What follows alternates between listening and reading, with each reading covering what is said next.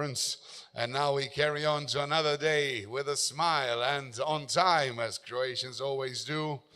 Thanks to our new policies in the city of Zagreb, you feel like you're in New York and Paris at the same time with the traffic, which is lovely. My sustainability report for the day, we talked about sustainability yesterday, is perfect. Road that I usually pass from my home to here is about 7 to 12 minutes. This morning and last few months is 55 minutes. So I've done my CO2 maximum for the next 6 weeks probably this morning. But that's the way it is when you use green policies and sustainable development and bikes and everything, but you do not plan how to do with the traffic in some other parts of the town, then you have a traffic jam which does not help by any chance to reduce any bad things. Are you with me with that one? Yes. So that's the reason why this conference now has 25 instead of 250 people, because they're looking and seeking parking and still in traffic incoming.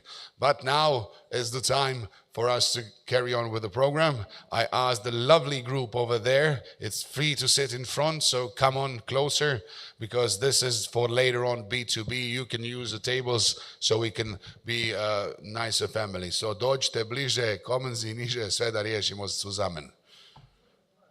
Evo viš kako divno. Ljudi, kad kažeš na mikrofon, to sve funkcionira. We have some programs today. We have B2B later on. We have some workshops, which will be up on the first floor later on, but we had to start with something, and we did a good job yesterday. Now it's time for the opening remarks of the day 2 from the 365 Tourism, live from Sheraton Hotel Zagreb. Hello to all of you who are online with us. I hope that you're nice, safe, not in traffic, but eating or drinking something, which is always nice. God bless the working from home and online things. Sometimes it's useful. I call now Ivana Kolar, the conference organizer from Julia Rose, to tell us how we did yesterday and what we plan to do today. Ivana, join me.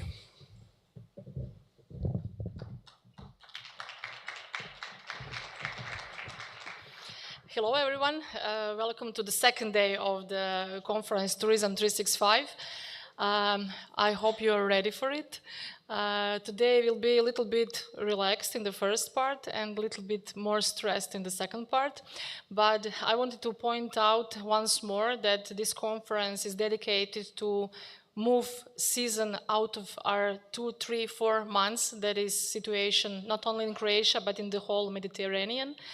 And we would like to put together in one place politicians, local communities, hotels, tourist agencies, tourist boards, big companies, small companies, little entrepreneurs, because we think they are all important in building one destination, to start thinking different and to start working longer during the year. If not 12 months per year, then definitely longer than we are working now. The best part, or the one special part that we added to the conference, is B2B meetings, because of course we have to sell all this that we're talking about. And we invited New Deal Europe to help us last year to start this B2B marketplace. Why New Deal Europe? Because they are the best in it. And together working, I think that today we will do a wonderful thing. I think we have more than 600 pre-scheduled meetings. I think it's a great result, and I wish you all great work. But before that, we will have several presentations and one panel to maybe a little soften the situation. Yesterday we talked about strategies, about sustainability, climate impact, and all this. And today we will talk about culture and art and youth tourism and all these things that could be motivations to attract guests during the whole year. In the second part, while we'll be having here B2B, we will have several workshops on the first floor, very interesting, about artificial intelligence and about new generations and social media, marketing and sales. I think it will be great today. I invite Tina and Robert actually to join me here on the stage to give you a welcome for this second day of the Tourism 365 and to tell something more about their work and about today B2Bs. Enjoy. Thank you for being with us. Hello everyone. Good morning. Hello. You see, they are more vocal than everybody yesterday was. You know why? Because we have people. Yeah, and there are people from everywhere. We have like people coming from the States, from Canada, from Ireland, from everywhere. So yes, we have.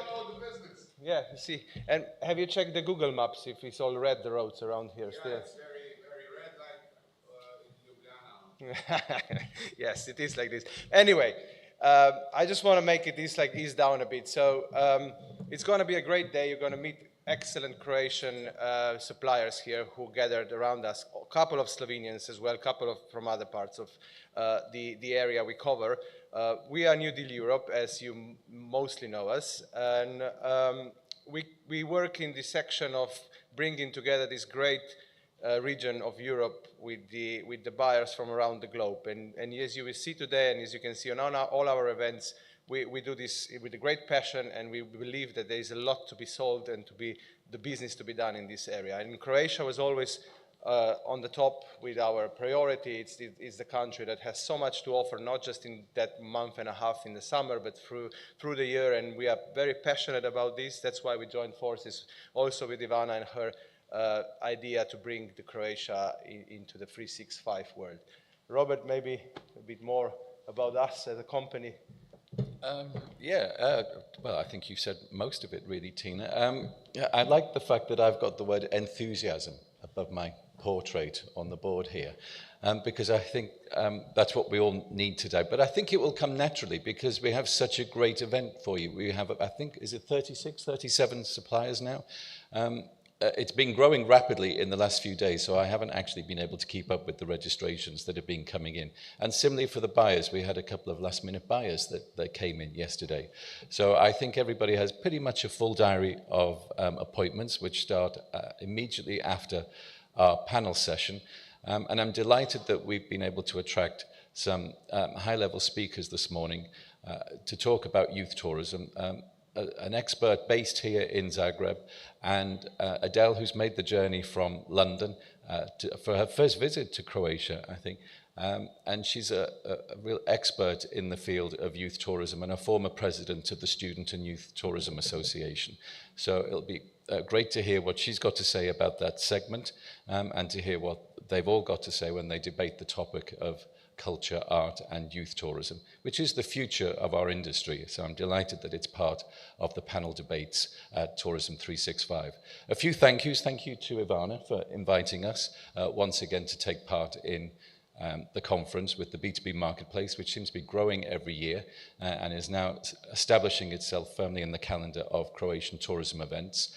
Thanks also to all the sponsors, to the Croatian National Tourism Office, to Zagreb Tourism, who you all came across in the last few days, all the buyers that is, because we've had a pre-event fam trip straight after we finish here at 4 o'clock, and we've all had some refreshment. We're off to Apatia to start a post-event fam trip where we'll be exploring Apatia, Lošinj, Fujine, and various places in between. So we've really got a packed few days, and we'll really get fully immersed into Croatian art and culture ourselves, I think. So without any further ado, I just wish you a very successful day, lots of enthusiasm, and some great results at the end of it, and a great fam trip to follow. And thank you all for your support in coming here today. Thank you.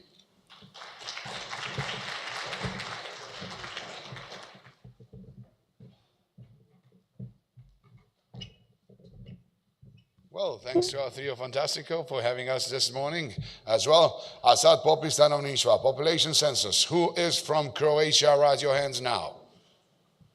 Okay, who is from Bosnia and Herzegovina? Dobre, dvojica, to je dobro. Slovenci, Slovenke, može, gremo tako, sjedi dole. Okay, somebody else who is not from around Croatia, far, far away, raise your hands now. Lovely. Okay, where are you from?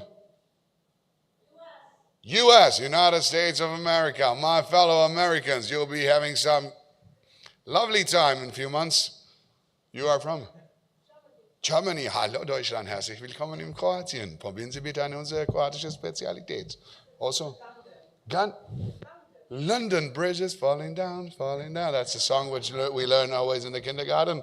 Okay, so Great Britain, Germany, over there, Canada. The only one we have here is Blame Canada from the cartoon as well. But nice to have you with all the lovely fresh water from yesterday we heard. That's always nice. And a lot of Croatians as well in Canada. Any other lovely countries? Portugal. See. Buon dia. Okay, that's a lovely chances. Anywhere else? Come on. They're Italians, but they're quiet. Italiani. Quiet Italiani. No. Irish? France and Spain. Oh, ça c'est les combinations.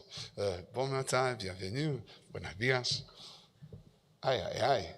That's a nice thing to hear about. So this Croatian season is already prolonged. Yes, job done. Well done, Ivana. We did a good job. We're now going to talk about New Age.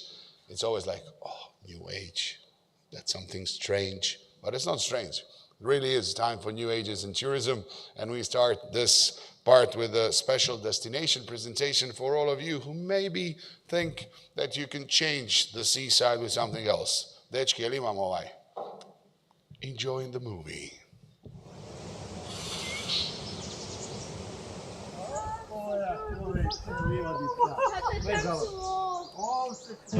Ilekam da bi prešel, vrnul se bu kraju svom i za navek ja bum ljubil dom, ljubil dom.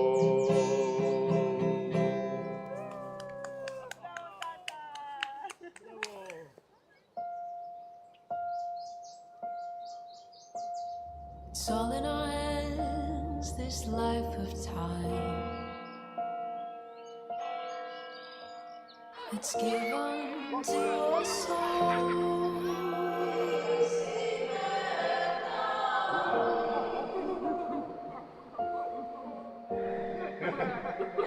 We watch it pass and grow.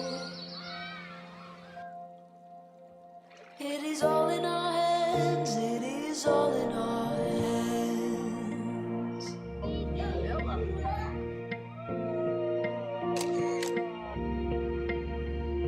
With every field and rising sea, can hear the sounds of all, and with every change we'll always be where hope's not lost but found. It is all in our hands, it is all in our hands.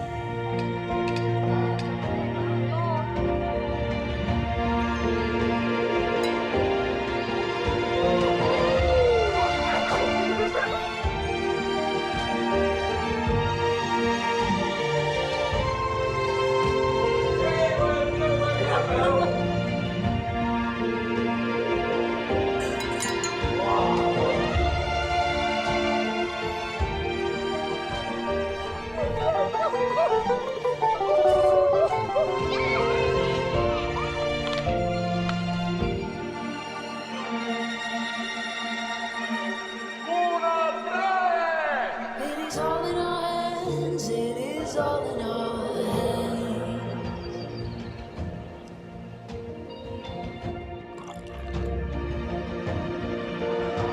And we know the change will surely come. Maybe one more trip around the sun.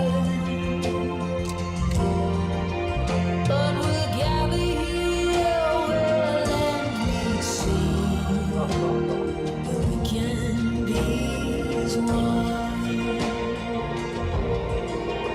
And we know the change will surely come.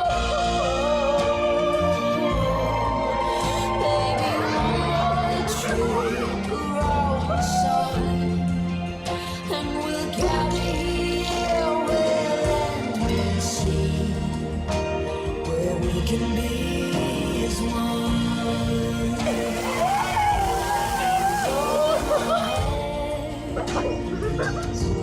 And we know the change will surely come. This life of time, it can be. It's all in our hands, it is all in bilo baš lijepo putovanje.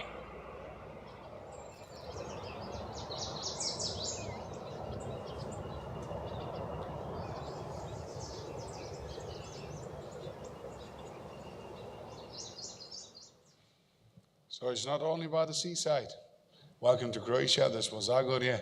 If you want any other confirmation that it's good to travel throughout Croatia, you will find your partners this day as well.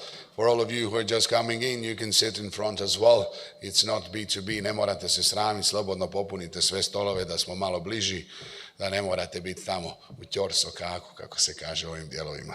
I'm not talking bad, we're just calling Croatian-speaking people to come closer, so I apologize. I carry on in English now, because what do you need to start your flight to New Age tourism? You need somebody who is actually an aeronautical engineer. And then she said, okay, I've done the skies, let's go down to the earth and let's find out what can we improve, especially for the youngsters who would like to travel in the future. Please clap your hands for the newest market report, which we have now. The action is roadmap to move destinations away from over-tourism. Oh, thank God we have that a lot in Croatia. A challenge to be faced using data, because data, they say, that's everything from the future, for the future, and to correct something from the past as well. Clap your hands for Chief Sales Officer at Mabrian Technologies, Catalina, Taltavull Cafero. Is she with us? I hope she is.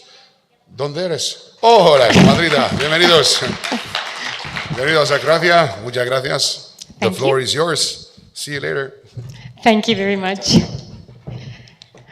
Good morning to everyone. Thank you for making it that early in the morning. I'm Catalina Taltavull, and I'll be presenting a big topic, which is overtourism and a challenge to be faced using data, and how we propose to face this kind of challenge.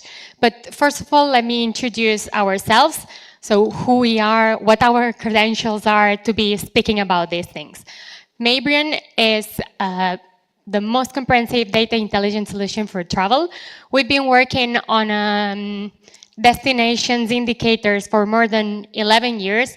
We are currently operating in more than 40 countries, in 900 destinations, because we work at different levels. We work at country level, regional level, and city level. So we can work with any destination in the world, basically.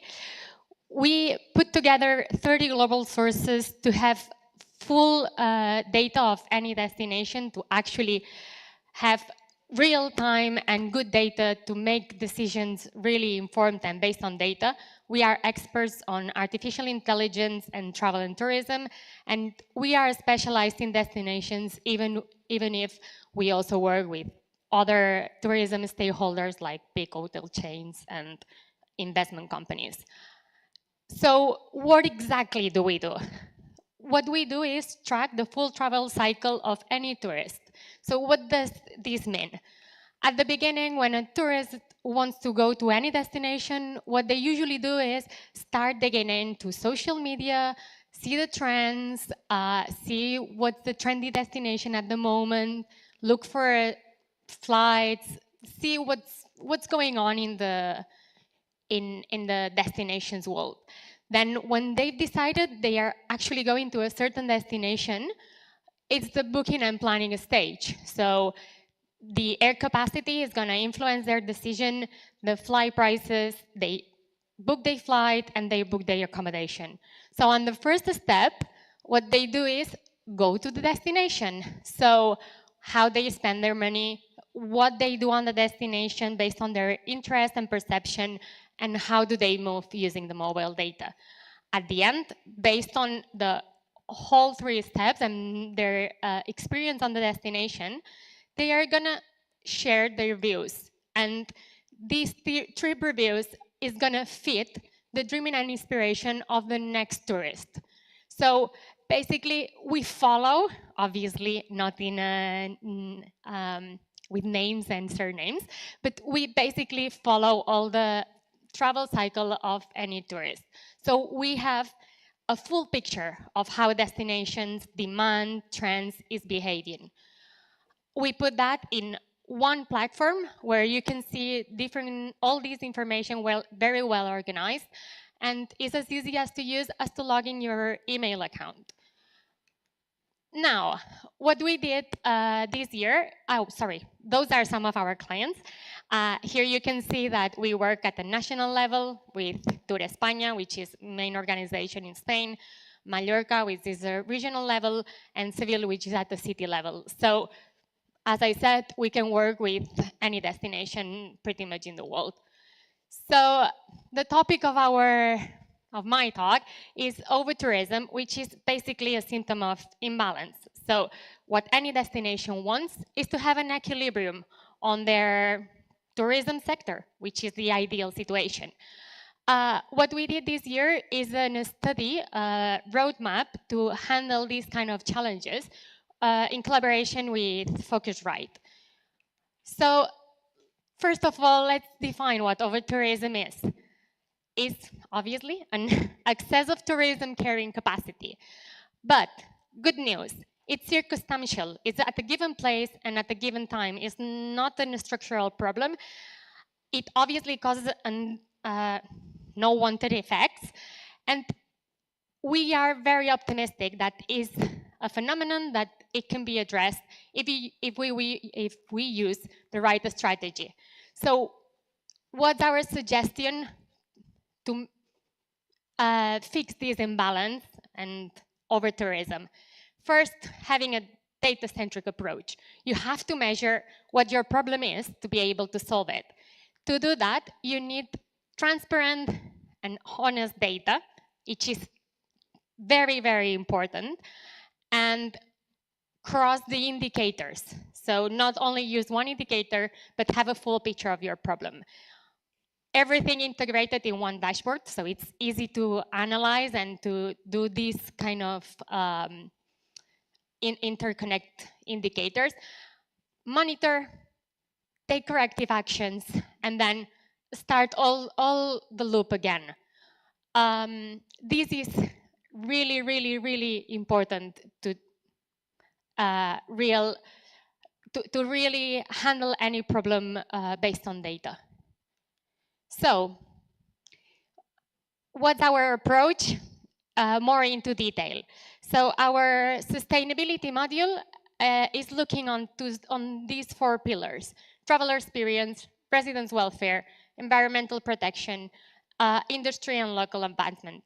We've identified those 7 indicators, which we think are the key to get a sustainable destination. The perception of tourism sustainability, the offer diversification, dependency of origins, and concentration in tourism offer, obviously seasonality, carbon footprint, and the distribution of tourism spend.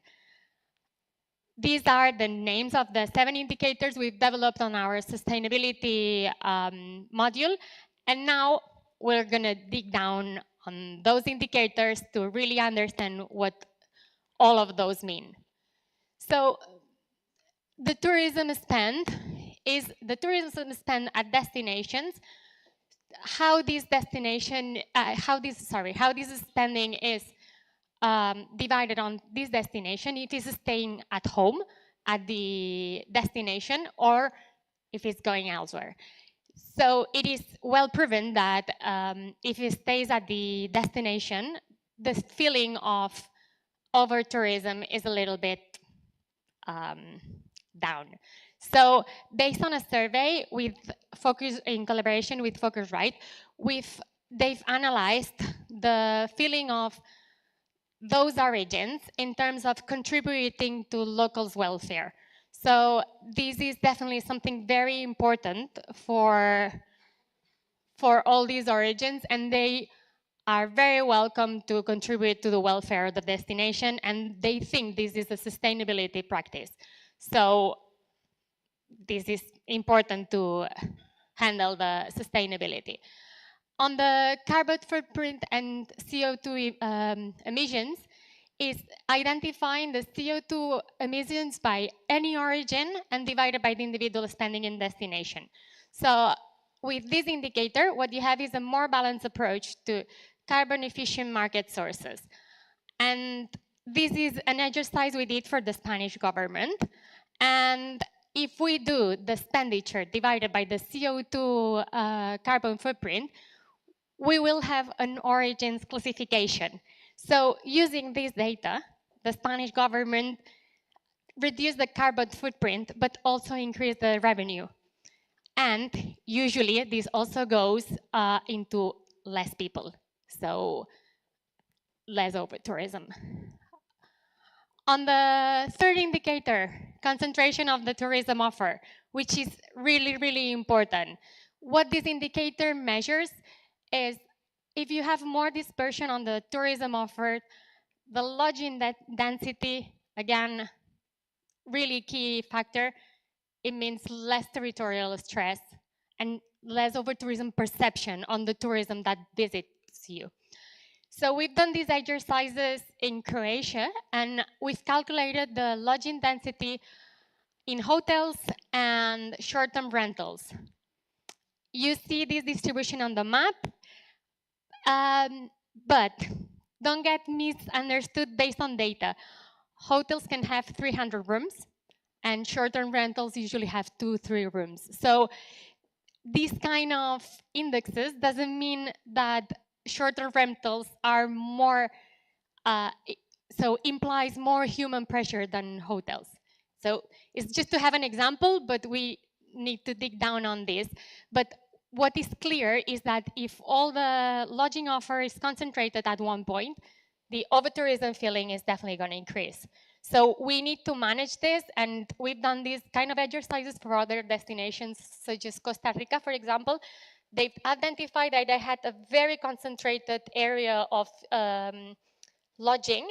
So what they did is start spreading their licenses in other areas, so they could remove some of the stress on their destination, and it was a very, very successful example. Let's keep moving. Perception of tourism sustainability. So this is basically representing the tourist perception on the destination sustainability. If this perception is positive, which gives a broader communication opportunity for the destination, and the visitor perceives the destination as sustainable. So in the case of Croatia, the Sustainability Perception Index has grown 3.6% in 223 versus 222. Obvious question is, okay, that's an index that we've created, but what kind of things does these indexes include? So basically, what tourists in Croatia talks about when they talk about sustainability are those 5 pillars: cultural preservation, environment, and residents' well-being. But even if we've seen that the Sustainability Perception Index has increased in 2023, we see that tourism perception on residents' well-being has decreased. So that indicates there is an issue to be solved and to be worked on. Another indicator to be measured is the motivational diversification. What does this indicator measures? The distribution of interest of the tourist, and then less dependency on the traditional tourism products. So it means that you can increase your working time along the year, and you don't have a seasonality destination. So at the moment, the motivational, the reasons for tourism to come to Croatia are basically, as you all know, sunbathing and active lifestyle. However, we could see that there are other interests like art and culture, nature, food and cuisine, which are real opportunities for Croatia to increase their interest. So to create products on those areas, so you can diversify the interest and perception of your tourist. The dependency on the origins. If you have a less dependency on origin markets, you can have a more balanced inbound market portfolios. At the moment, Croatia's connectivity is like this. You have a 70% short haul, 31% medium haul, and 1% long haul.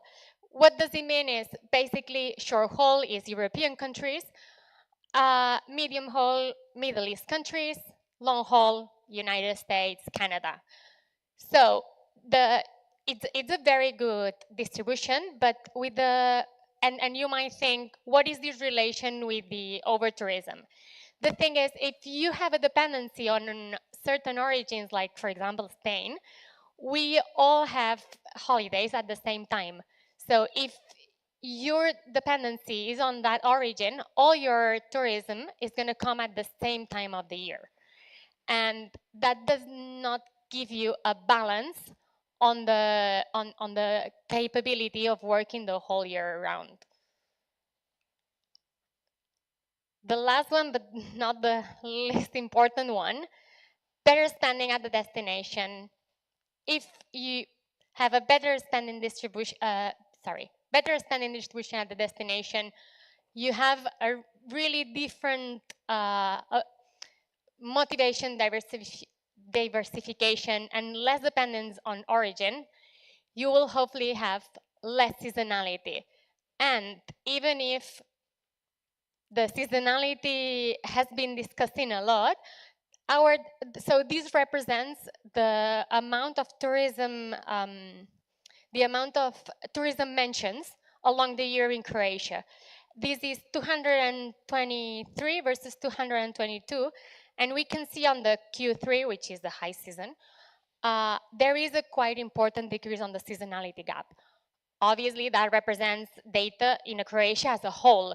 So probably if we analyze inland and outline, the difference is going to be quite important. But that's another indicator that can give you a real view on how the destination is behaving in terms of seasonality.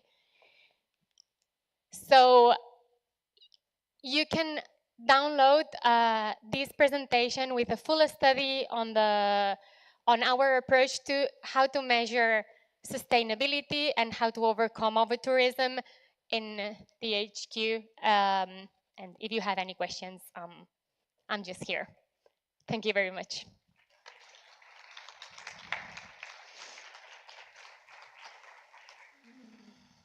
Any questions? Can I do one?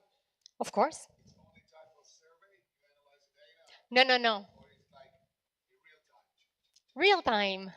real time? Ooh, that's cool. Yeah. Well, obviously there's a delay because no, basically our data comes from social media, which is proven that 80% of young people, well, our generation, is using social media to really interact and to choose their holiday destinations. And then we have credit card data, and we have a whole range of data to be able to analyze the destination as a whole. So actually, there was a story that Walmart sent all necessary things to list the baby details, and the father was so pissed off why they sent it at home. Actually, the data knew even before It was his pregnant. mom was pregnant. Yeah. that she was using that. So data is very important. Yes. So we can actually call you, Catalina, and say, okay, we want to change something in Croatia. Can you do data analysis 3 years in a row so we can be prepared for year number 4? That's correct. Jesus, that's good. That's a little bit scary, but very good. That's true.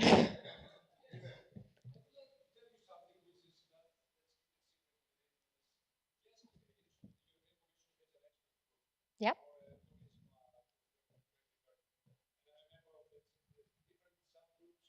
We have different subgroups with indicators and data. There is a stakeholder platform that is going to be on within October. So and so on, so many different aspects about the transitional agenda for tourism. And yesterday we decided in a call that we had with a subgroup, and we're going to have a meeting on the 14th in Brussels, 14th of October, that next quarter, next year, the first quarter, one of the topics that we will do in the subgroup will be indicators about overtourism. And I was, I was very much impressed, and I said, okay, maybe you have discussed it already. So did you know that? I didn't know. Okay, so But it's a very good to know. Yeah, it's a very good opportunity because I'm a member of this subgroup, and one of the topics, the other is AI, the other is we've done already. I will, if you give me your details, I will give you the link so as to go to the platform stakeholder. It will be open for everyone all over the EU. But specifically for this is something, and actually I proposed to the subgroup, to the team, that let's do over-tourism and short-term rentals. Let's do over-tourism next year. So maybe it's an opportunity that we could get together and have some ideas on this. Absolutely, it'll be definitely a pleasure. It's not only B2B, but it's a new thing. Yeah.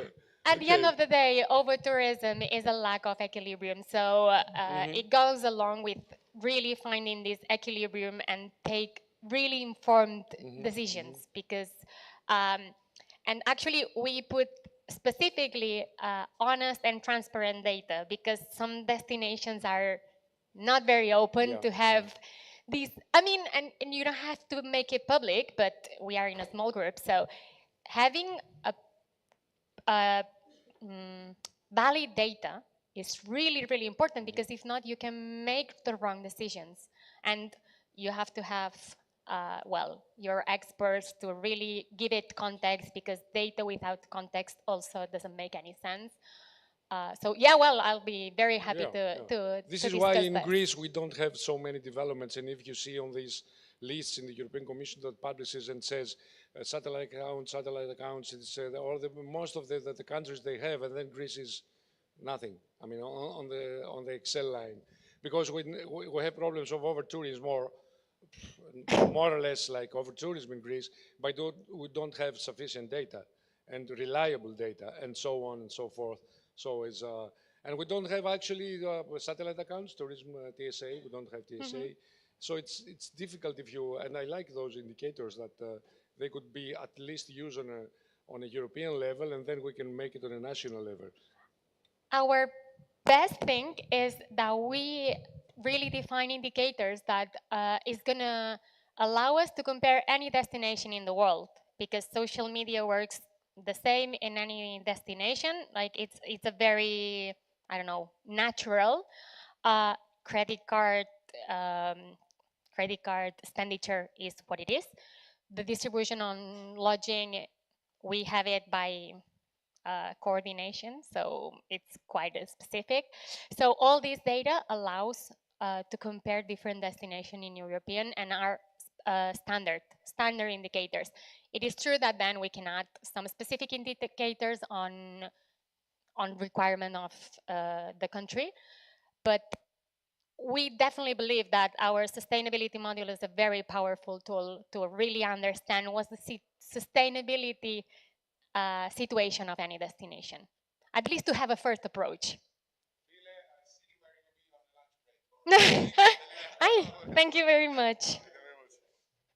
I'm good. Oh, thank you. Well. That means that actually we can go, Catalina, and say, when young people come to Croatia and say, oh, I want to feel like old Croatian tourists, and then pops up Konoba at the seaside or Konoba somewhere else, and you can try food and everything. So that is really the future. Something interesting, but that's the reason. People like to share where they are, and so if we can offer something more, why not take a chance? Muchas gracias, Catalina. Te lo vemos later on as well. And now, believe it or not, when we talk about young travelers or tourists, you know that I'm an honest guy. I always speak open, especially at this type of event, because you're all professionals in the branch. In Croatia, when you say young travelers, everybody still feels not very happy with that offer because, they don't have manners, they drink too much, they pee all around, they make problems. That's a general picture of young travelers, especially in the high season in Croatia as a part of overtourism in the summertime. The problem is when you actually ask them, what do they lack? They lack information about tradition, information about offers what they can actually do except drinking and everything else. Why do we need to make a better approach to young travelers? Is something which I'm happy to talk about and present a lovely lady which used to travel a lot. Then she moved to London and said, okay, let's see what we can do to change some streams in tourism. And she's today with us to share her knowledge about shifting travel beyond peak season and how can we even talk not only with like customers that used to come to Croatia, but maybe some new as well. Ladies and gentlemen, I don't know if she'll be singing because she's our only Adele this year, but she's Adele Youngs, and clap your hands. She's the CEO of Live Travel and Tours, board member of ETOA. Welcome, Adele. Nice to have you here. Do we have any chance to have the youngsters in the future or somebody else? Let's check it out. Welcome. Thank you. Thanks, Rano. Thank you. All right. Just get my timer set up because I could talk about this all day and we have a busy schedule ahead of us. Thank you very much, Dobre Utra, to the Croats in the room. I'm so honored to be here and thank you for inviting me. Thank you to Ivana and the team and everybody involved in the organization of the conference, to Tina and to Robert as well for working with the FAM trip attendees and the B2B marketplace later. It's been a real pleasure to be here. This is my first time in Croatia and the first time at this event, so I've been learning a huge amount. I was privileged to be able to attend yesterday and listen to all the sessions and to get a real understanding of the challenges that Croatia and also this region and many of our destinations are facing at the moment around sustainability and over-tourism. And thank you, Catalina, that was a great presentation just now, really putting some numbers on what we all know is a problem, and really we're here to try and find solutions. And so being asked to do a keynote speech is quite a responsibility, and I have some opinions about what I should be doing as part of that. So what I wanted to say is I took for myself my main objectives for today were to give you some thought-provoking new ideas, and I was asked to talk about shifting the travel beyond the peak season, but I also wanted to slightly retitle that a little bit to looking towards the future through changing travel patterns today. And you'll see what that means when I come on to it. So number one priority for me was to come with some new ideas, maybe a new way of thinking about something, and maybe challenge a couple of perceptions, particularly ones that came out of yesterday. And for those of you that missed it, we had some really interesting panel discussions around certain topics, and it's clear everybody has their own opinion and their own view, and that's what makes this really interesting.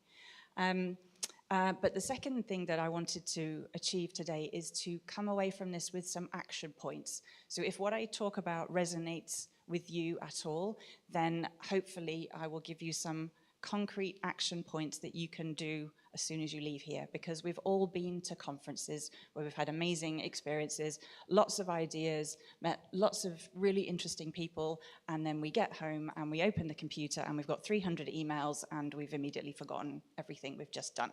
So I'm going to try and leave you with some actions. And it was great yesterday to have the politicians, so those that were here yesterday, lots of very eminent politicians spoke right at the beginning, and then as they do at every conference I've ever been to where there's been politicians, the vast majority of them left. And so whilst lots of respect to politicians, it's actually the people here who are actually going to do things. So politicians talk, generally don't listen, and then we end up doing. So we've got some challenges, and I think at the end of the day, not to, as I said, put down any particular politicians, but just in general, for those that are fans of the musical Hamilton, this is the room where it happens, okay? This is where everybody is and where we can maybe make some changes. So a little bit about me. As Frano mentioned, I live in London. I have a tour operator that I co-own that was established in 2008. I'll talk a bit more about that in a minute. I also, as part of my career, have tried to get involved, not just to complain from the side. So if I see a problem, I try to fix it. And as part of that, I served on the board and as president of CITA, Student Youth Travel Association, which is based in Washington, D.C. in America. And I'm also on the board now of ETOA, European Tourism Association. I know some of you are members, thank you, and know of the association.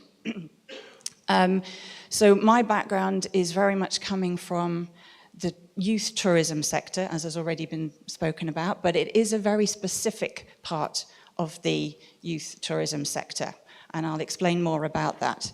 But essentially, I believe that two of the key things we've been talking about here, sustainability and premium travel, apply to this sector that I'm going to talk about in ways that you probably haven't thought of. So we've talked a lot about sustainability. It means lots of different things to different people. And I believe, I haven't got a slide, this is my opinion, that sustainability as it regards travel is a situation that leaves the destination and the traveller better than they were before. So Catalina had a great slide just now with all the 7 indicators of making travel sustainable. So I'm trying to encapsulate that in one statement. So it could be about climate, it could be about experiences, whatever that is. I believe that sustainable travel leaves both the destination and the traveller better than they were before. So that's where I'm coming from when I talk about sustainability. And the second thing is we talked a lot about premium travel yesterday because Croatia has declared that to be a type of travel that it is looking towards, especially around the issues of the sustainability and the overtourism and shifting to a different travel pattern. And I'm going to argue that the definition of premium travel applies not just to people who have a lot of money, but to our very youngest travelers of all as well. So I'm going to give you, first of all, a quick video because that, a picture and a video are better than 10,000 words. So please watch this very short video. It's not slick, it's just on someone's phone. It was recorded last week, and it's one of our groups that's still traveling as we speak. So if we could play the video, please.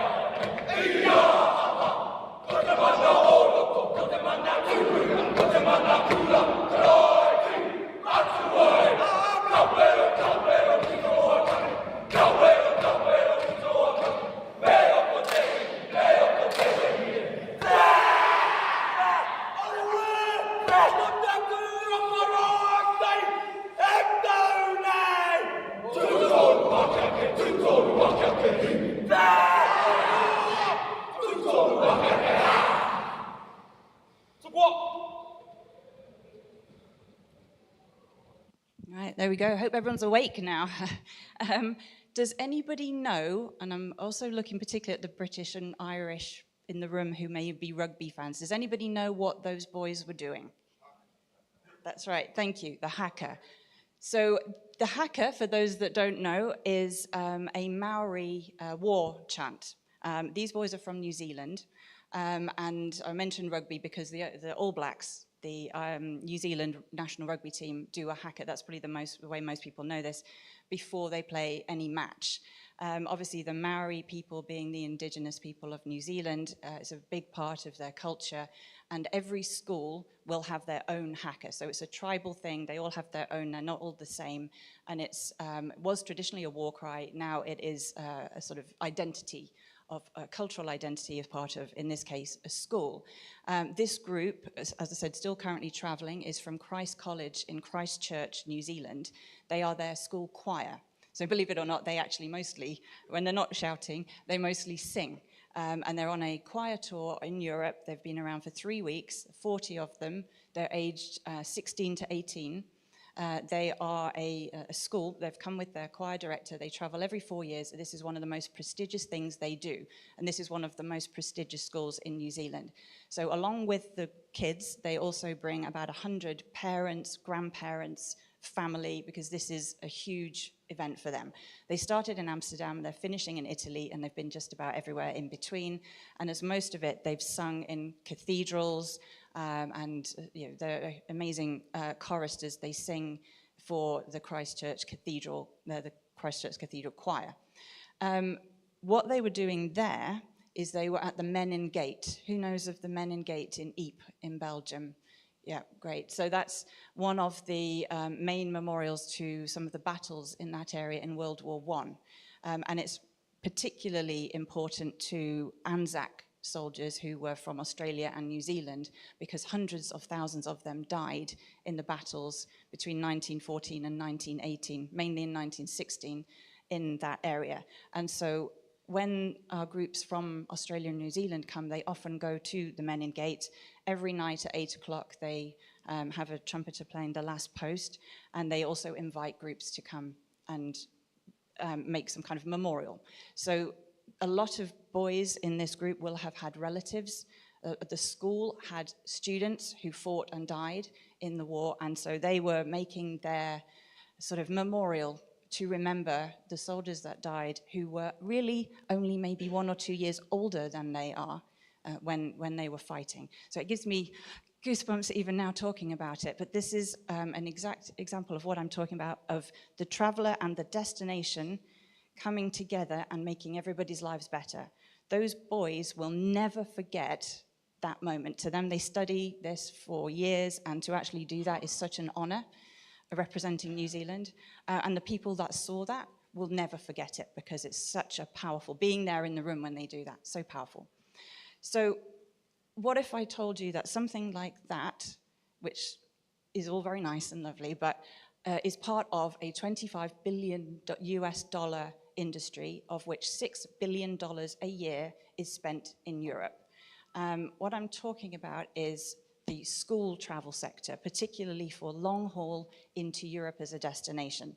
So my company specializes in school travel. We work B2B with tour operators, and we bring schools and university groups led by teachers from the US, Canada, Australia, and New Zealand, all across Europe, on educational and performing trips, so choirs, marching bands, and also educational classes. And I would argue that that is exactly premium travel. So we had a definition yesterday of premium travel that was looking for authentic experiences, history and culture, a synergy with the local community, and sustainable travel. And I think young people tick every one of those boxes. Now, the one that was on that list that they don't is gourmet food. And I think anybody who knows teenagers knows they're never going to get them to eat what we would call gourmet food, because if you try and give them that, they'll go to the nearest place that sells chips. But they do want authentic food. So that doesn't mean they just want to eat rubbish, but not necessarily Michelin-starred restaurants. But apart from that, I think what we're saying when we talk about premium travel is not really that these are rich people, that this is luxury travel. What we're talking about is respectful, engaged, motivated, and travelers that want to give as much as they can to the destination and give as much as they are receiving back as part of that experience. I think we'd all agree those are the travelers that we all like. And I would argue then that these young boys in this instance represent very much premium travel. So some other statistics about that type of travel.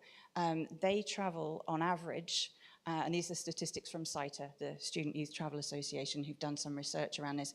They travel on average 9 days. During that time, their average trip cost is over $3,000. Their average group size is 40 people. And so while they're traveling, and they have every minute of every day organized because they're school kids, no one wants them getting lost and running around on their own. So again, specifically the sector I'm talking about, school travel up to the age of 18, led by teachers. From my company's experience, this is probably 9 days is probably a good estimate, but actually the trip spend would be more like $5,000 to $6,000 US. And they want engaging, authentic experiences. This is important because, and I often say to people that my job is to create your customers for the future. So while I'm bringing all these kids to Europe, I am training them, as it were, to be respectful travelers in the future. But I need your help to do that. Statistics show that the first place that somebody goes to as a young person on a school trip when they're not with their parents, so they're with their friends, is a hugely formative part of their experience. And I'm sure everybody here who did a school trip internationally remembers where they went, what they did, where they were with their friends, and it's a hugely important part of their life. And it's our job to make sure that what generally happens is somebody gets a real connection. It's like, Robert, we were talking about this yesterday. You said it's like a first relationship that you have. It's your first love, your first place that you come. So if we give them the right experience, they will come back as young travelers over 18. They will come back and study. They will come back and work. They will bring their families back. They will come back as seniors. They will come back as luxury travelers maybe in the future. So it's a long-term, sustainable relationship. And so, but we need to get it right at the beginning, because if we mess it up, then the exact reverse will happen. And so on to the actions. So these kids, again, using the example of this group from New Zealand, this trip has been planned for 3 years. In those 3 years, those kids have done sponsored walks, they've baked cakes, they've cleaned cars, they've earned money. Their trip is probably over a $10,000 US trip. And they're not wealthy, necessarily. The parents will have paid a lot, but the parents are also coming, so they've got to pay for their trip. So the boys will have earned their money to come. So when they arrive, they have rehearsed, they have studied, they've learned about the culture of the places they're going to, and they would therefore, when they arrive, they're motivated and curious. And we need to respect that and welcome them. So nothing makes me more upset on behalf of those boys, for instance, when I contact a hotel and say, I've got Christ College, they're coming, they want to stay, what are your hotel rates? And the hotel says, oh, well, these are the rates, and we want a €50 damage deposit from every boy. What message is that sending? And it's been alluded to already. People see young people as noisy, disruptive. People who behave like that don't come on these trips. They don't want to spend 2 years raising money. So we need to understand that we are setting a first impression for people who are going to have a whole life ahead of them of travel. So we need to welcome them, number one. Number two, these groups are this generation, we've talked a lot about Generation Z over the last day, and we all know people in that age, I have 2 of them of my own, they are incredibly open, diverse, they are welcoming. We get rooming this now, for instance, where we used to get boys and girls, now we get boys, girls, non-binary, all the other types, and we respect those very adult discussions and decisions those young people are making. Same with dietary requirements. They're very aware of the need for organic food. A lot of them are vegetarian, all for ethical reasons more than necessarily dietary needs. So they expect us to be equally welcoming. Same around disability, same around all the different needs that young people have, autism, ADHD, etc. We need to factor that in. We also need to understand technology in the sense of how they use it. So they will never put their phone down unless they're doing a hacker, because obviously that would be a bit dangerous. So we need to make sure if we have an attraction or a venue that we're allowing for them to use their phones to interact. And that's great for social media as well. We need to understand that they want authentic interaction with local people. That could be another local school. It could be a performance they're giving. These boys obviously had an amazing interaction with the people that were also paying their respects at the Menin Gate. So it's providing experiences where they can meet local people. It could be the museum curator, it could be a guide in the national park. They want that interaction, and they're great tourists from that point of view because they want to be engaged. Then the last thing with it is sustainability. We've talked about it. This generation are the ones that are going to have to sort out the mess that we've created. And so we need to be, it's not the only priority, but it's a major priority for them. So any credentials, anything you can offer that shows you're thinking and caring about the planet, then that's incredibly important. I'm just going to finish very quickly with a story about why I got into travel in the first place. So I was never intending, I didn't even know it was an industry. I studied languages at university, and to earn money, became a tour manager for, by chance, a company that had American high school students coming to Europe in the summer, in the spring. And actually, a very important point I didn't mention is that the peak season for these groups to travel is January to March. So they are incredibly important for moving the traveling time away from the summer. They have to travel in the academic year because they are school groups. So obviously in the summer, they're closed. So this group from New Zealand is traveling now, but that's their spring. Obviously they're upside down. So the spring is the key travel time. So I need product that's open in January to March most of the time for my groups. But going back to the story, when I was a student, so I had my Easter holidays, so I worked as a tour manager, and I was only a couple of years older than the groups that I was taking, the average age being 14 to 18 years old, and I was 20, something like that. And I remember one of the groups in particular I took, and there was one boy who was engaged, but not quite as much as the others because he was more bothered about looking cool and getting his hair right and everything. So he was with the group. We were in Paris. One afternoon we had a bit of free time. The Eiffel Tower was not included in the itinerary, but a few of them said to me, "Can you take us? We really want to go up the Eiffel Tower." So, okay, fine, let's go. Up we went. We were at the top, about maybe 10 of us, me and the kids. And this boy, who'd been very cool all the way around, burst into tears. And I was like, "Oh my goodness," Dan, his name was, "what's the matter?" And he said, "I cleaned cars for 2 years to come on this trip, and this moment was worth every single one of those cars." And it even nearly makes me cry now. But it was that moment I thought, I need to do this job because I need to make sure that young people get this opportunity, because I don't know what happened to him, but I am sure he did something international in his career, came back to Paris, came back to Europe, and became a global citizen and one of this incredible industry that we have in front of us. So that's a whistle-stop tour, but if we are serious about trying to move tourism away from beach holidays, we need to look at all the other sectors of tourism that there are, and I would argue that school travel, off-peak season, highly engaged travelers that spend a lot of money in local economies is a very good place to start. Thank you.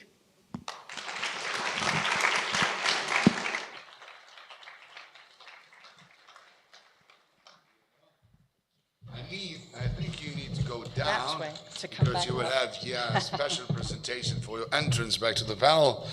Okay, who already does school tours? Here? Good. That's nice.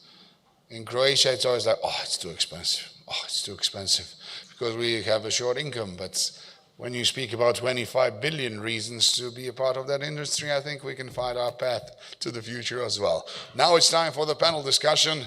The brave one, of course, before the coffee break, and the bravest one among all the moderators today is this lovely gentleman from Slovenia, because Slovenians are always looking towards the future, and we in Croatia only have Ivana looking 365 into the future. Most of us are still sleepy and something else. Tina, you have a lovely thing to say with us, some hidden gems you will offer, and you will call out all your partners in crime. I will. Cheers. Thank you so much. Thank you for being paid by Slovenia and promote Slovenia for me. Thank you. Yes, I mean, thank you, Adele. This was really eye-opening, even for those who we think we know the industry. And I would like to broaden up this thesis and theories that we started today with the youth tourism and maybe add some additional topics which might be a 365 journey for all of us in the future. And one of those is the art and culture tourism, and also all other hidden gems which we might think we know or we don't, and we might brainstorm about them. It's all Ivana's work, not mine, this beautiful panel we're going to have today. So I'm going to call everybody up, and then I'm going to sit and have a conversation with them. So first of all, Adele, who you already met. So Adele, I'm calling you back on a stage. You learn about her most of the things, what she does, where is she from, her experience in the tourism. I'm only going to add the fun fact, because I decided for every my guest today, you're going to also learn their fun fact. So Adele, what's your fun fact?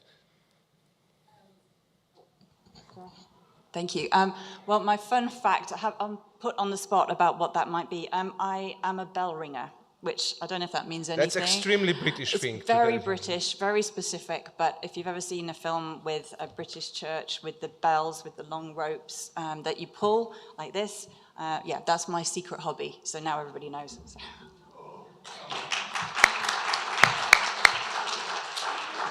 My second guest is Caroline Curé. I hope I pronounced the surname right. Sorry to all the French, Spanish, Catalan speakers for my bad pronunciation. Is it a good pronunciation of the surname? Thank you so much. So Caroline is the founder and director of the Creative Tourism Network. Who better for a creative talk as somebody like Caroline? As I said, she's the founder and director. Very big and known international expert in creative tourism. She worked as a consultant in many prestigious organizations, like naming few, World Tourism Organization, UNESCO, European Union, and on and on. So Caroline, did you leave the conferences like yesterday when you were in that position, like after 15 minutes, or you stayed till the end? You know, yesterday all the politicians left after 15 minutes. Were you one of those when you were in those positions, or you stayed in the conference till the end? I stayed till the end. Thank you, yeah, so very creative. Thank you. So that's Caroline. Fun fact about Caroline. So we were sharing a couple of emails, what should be a fun fact, and she came with a very excellent and creative one. She said, actually, my life is a fun fact. So the way I Otherwise it doesn't work. Yeah, so it's why waking up in the morning if it's not for definitely. fun? It's a very Monty Python approach, and I like it. Thank you so much. So, Caroline. To many Croatians and Slovenians, a famous person, Damir Hojka, is an art photographer and founder of Photo Sofia. So, where are you? Hojka is here. Oh, you are. So Damir is a known photographer, doing this for years, like 35 years here in Croatia and in neighboring countries. He created the concept of photo education called the Photo Sofia and Photo Walk, leading workshops under these names as well. He will tell about himself more later on, but he's been exhibited all around the world, done monographs, several novels, and so on and so on. He's one of the most famous and known person from the photography art world in Croatia, ex-Yugoslavia, or this New Deal Europe part of Europe. So, fun facts about you, Damir. You sent me two of them. So one is that your photo series helped changing the laws, which we want to learn more about. Yeah. That in your early 20s you actually did work in travel industry as a guide. But I'm going to add another one, which you don't know, and I Googled about it. You are actually a Slovenian. You were born in Brežice in Slovenia. Well, you did a great research. Yes. Although I think they took you back to Croatia after 2 or 3 days, but you were born in Slovenia, weren't you? So. Well, that was the story. You know, my mother was a teacher working somewhere near the border of Slovenia. And when I was to come to this world, father called the ambulance from Zagreb. They didn't come at time. And then he said, okay, we will not, try our luck. We will call the guys from Brežice. It's in Slovenia, just across the border. And they came. And so I was born there. So You thank see. you, thank you. We shelter everybody in Slovenia. So yeah, our last guest, not least, is Christian, my, again, fellow Slovenian. Christian Schweinziger. He's a regional general manager for Intrepid Travel. What to say, Intrepid Travel, one of the biggest tour operators in the field of that we are discussing today. They have a huge office here in Zagreb as well. Christian runs the office here. Originally, as I said, from Slovenia, transferred from the IT sector, adventurous travel, and then lead into the tourism industry and doing all sorts of fun things in tourism that we're going to debate about.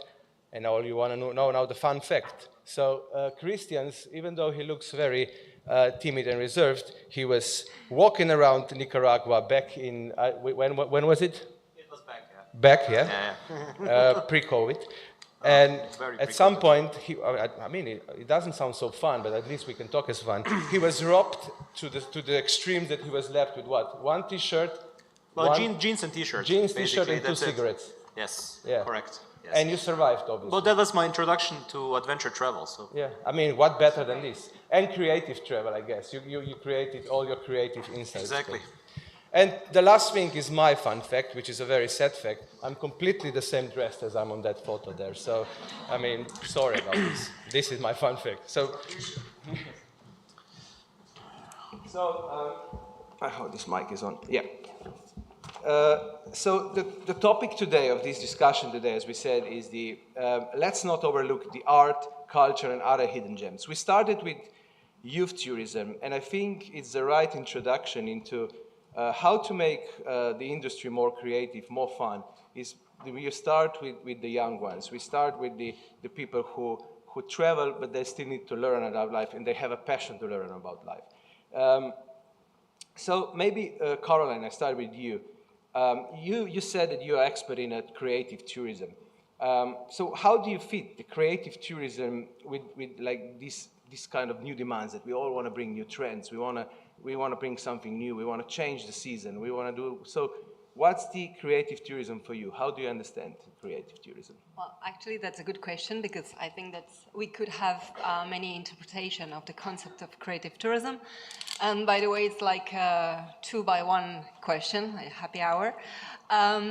Actually, we never decided to do creative tourism. The concept appeared in the 2000. It was theorized by the professors Greg Richards and Crispin Raymond, because from the academic point of view and the researchers, they perceived that at that moment in which we were still in the mainstream tourism, completely immersed in standardized products, they perceived that there were new interests for the travelers to have like engagement with the local communities and to develop their own creativity by participating in activities that were very linked to the local culture.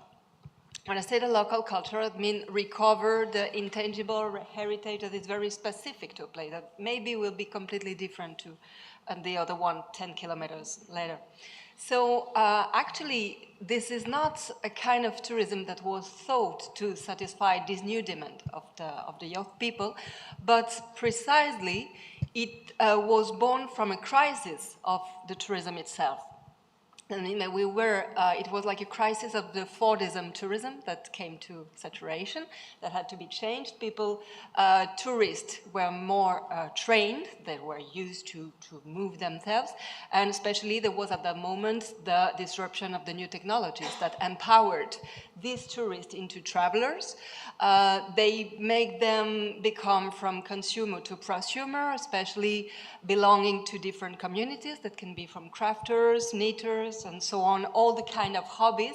And it is precisely when we saw that we had a shift from what was vacational tourism, I mean staying in a resort maybe, which is very good, I also like it, but to more and more vocational tourism. Okay. So a kind of tourism that create new purposes, and we were talking about all the possibility to develop new purpose all year long in order to unseasonalize. and precisely at the same time to recover this heritage that are disappearing, that have skipped one generation.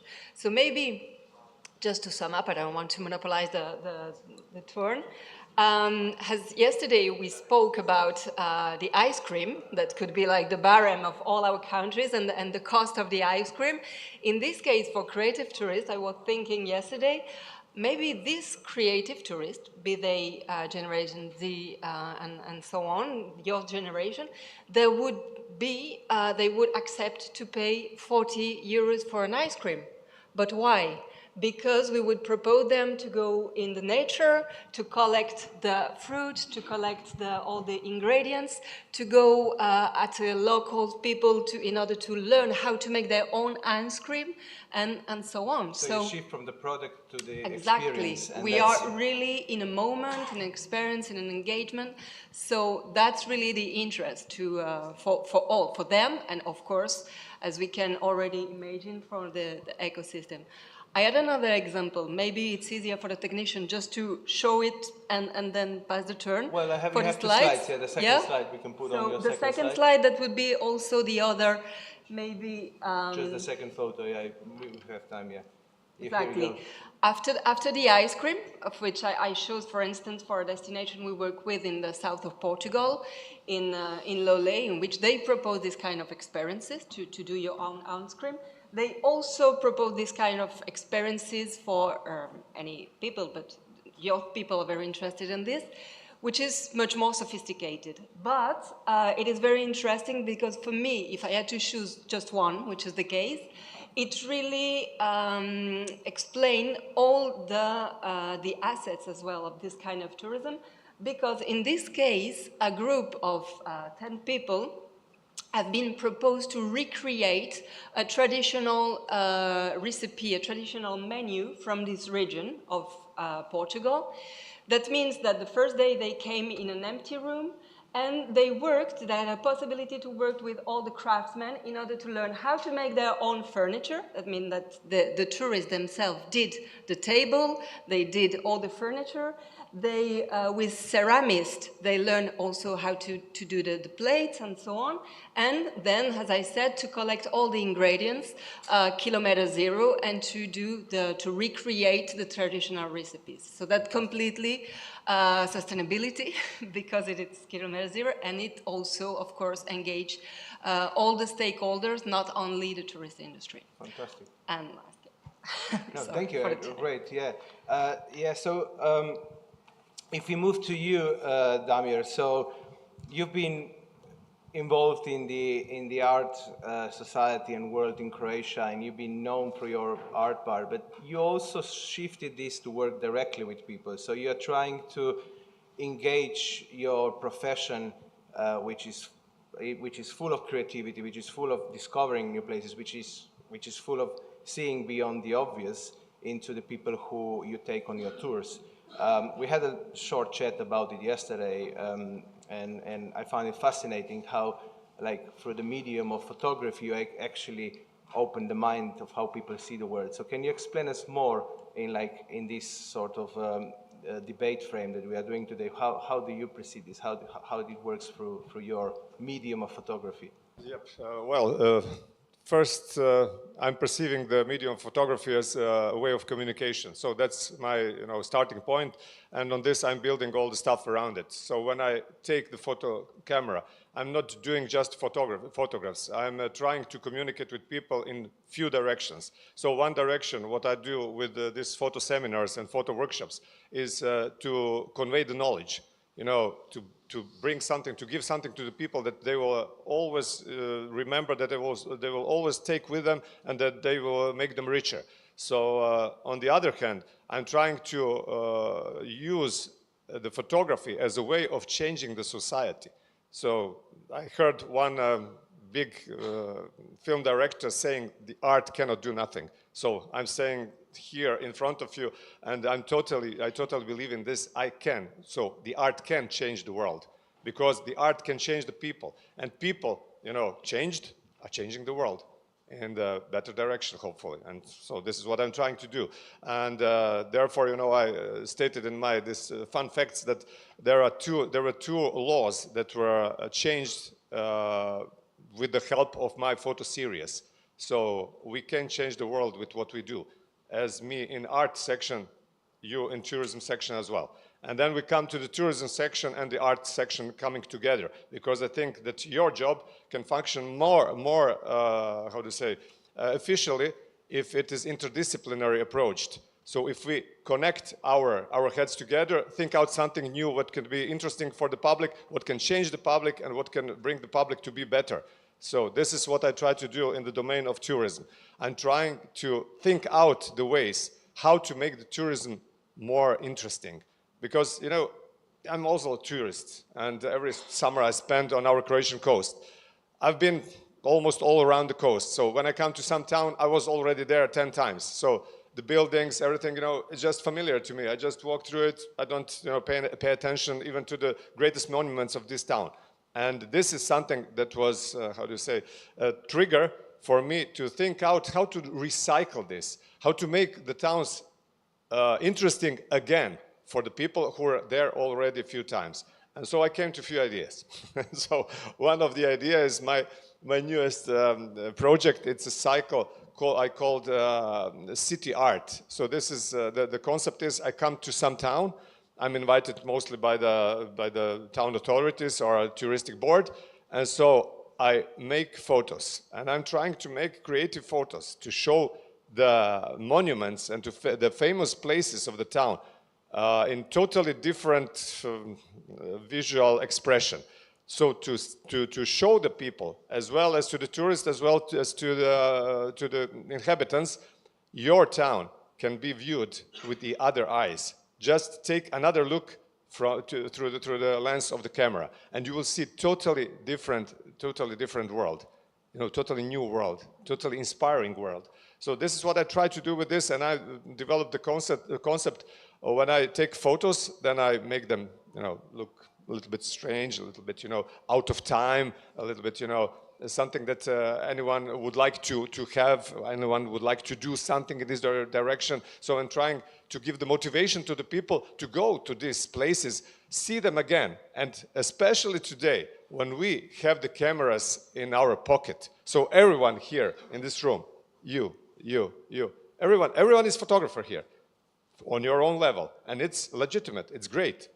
And this is what I was one of a very small number of my colleagues that were saying, great, you know, now photo camera and photography is available to everyone. My colleagues professional didn't think the same way. They said, oh no, this is not good for us, you know, they will not pay us, you know, we will not earn. But I said, so I just don't care, because the photography is the strongest medium today that can convey in the smallest amount of time the most of the information, emotional as rational as well. So we have something that we can, you know, share our thoughts faster, better, you know, with more interest and more vivid. And this is what is photography. And therefore, you know, I just put on this project with which, you know, we are opening the exhibition of few of those photos. You know, I did this in Pula and in town of Rovinj. After this opening of the exhibition, the people are invited to go to see these famous places of their towns once again, but through the lens of photo camera. And so we are activating the people. And in the town of Vrsar, I made a little bit of another way of making this project was to make it in the direction of treasure hunt. So it was a map printed by the tourist board where the points were where I took the photos that were not at first sight recognizable to the people. It was the details that the guys and girls they should look for. They come there and ask themselves, oh, where is this detail? I have never seen it in my entire life, and I lived here for 40 years.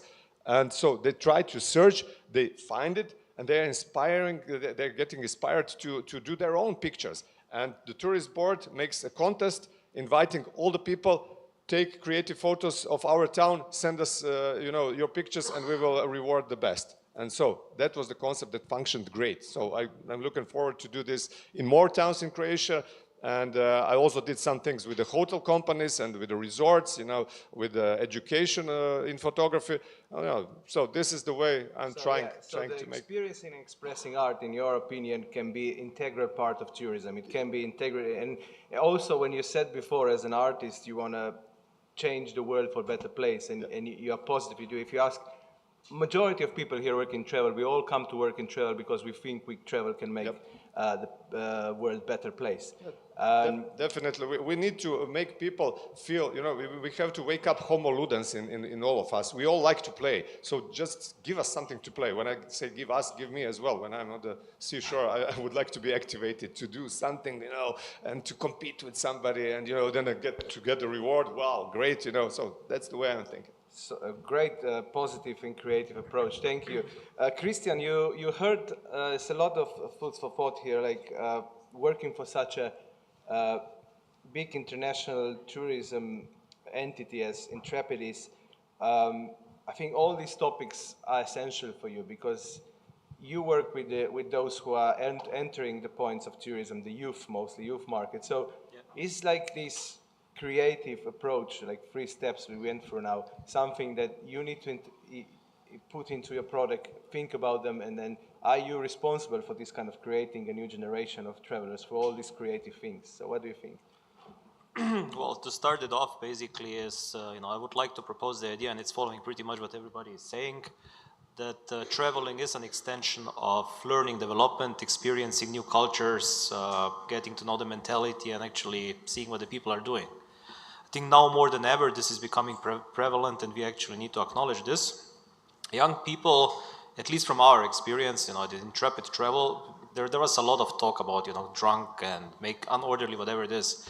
The new generation, they actually, in our case, we don't see this. Yes, obviously, they want to go out, they want to have a drink, but mainly they want to see the culture. They actually want to go to concerts. They want to do the photo shoots that were mentioned here. They want to go and experience a cooking class. They want connections. So when we take them out to family-run restaurants, to you know, cooking classes, whatever it is, the main point there is actually exchanging a few words with the local host, speaking the local language with them a little bit. Our tour leaders do educate them in the language, in the currency, tipping, you know, fiaka, all of that. That's Croatian. When they come here, they tell them and they show them in a lot of cases. We curated a range, actually we refreshed it this year. Our range, before it was 18 to 29 years. Now we actually extended it to 18 to 35, so there's the age group. Because those people do want to travel together. They want to be with like-minded people, they want to travel with people who share their concerns about climate change, about the impact they're having.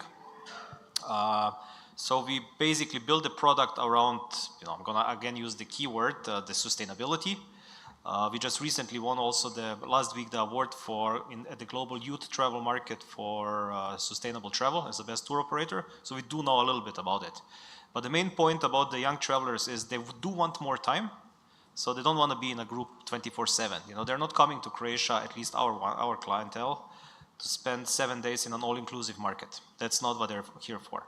So they get free time, they get inclusions which are meaningful. They don't want to go, for example, and I'm not talking about Croatia specific, but in Paris, which was mentioned before, they don't want a photo in front of the Louvre.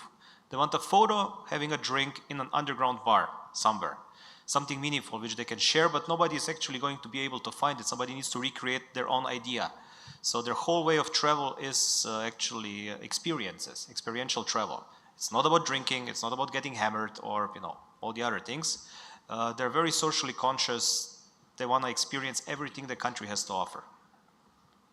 Fantastic. So yeah, Adele, you were mentioning before, and I wrote this down: the engaging, authentic experiences.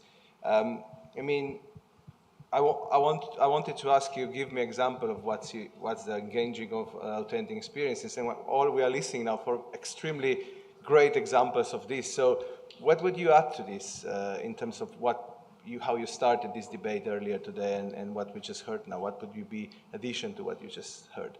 Yeah, great. No, all these, exactly as you said, Tina, are all amazing examples. And as tour operators, what we're looking for is this product that we can then promote to our groups. And we, as tour operators, have a huge amount of influence, especially over the young market, whether it's school groups or the 18 to 35, in recommending where they go.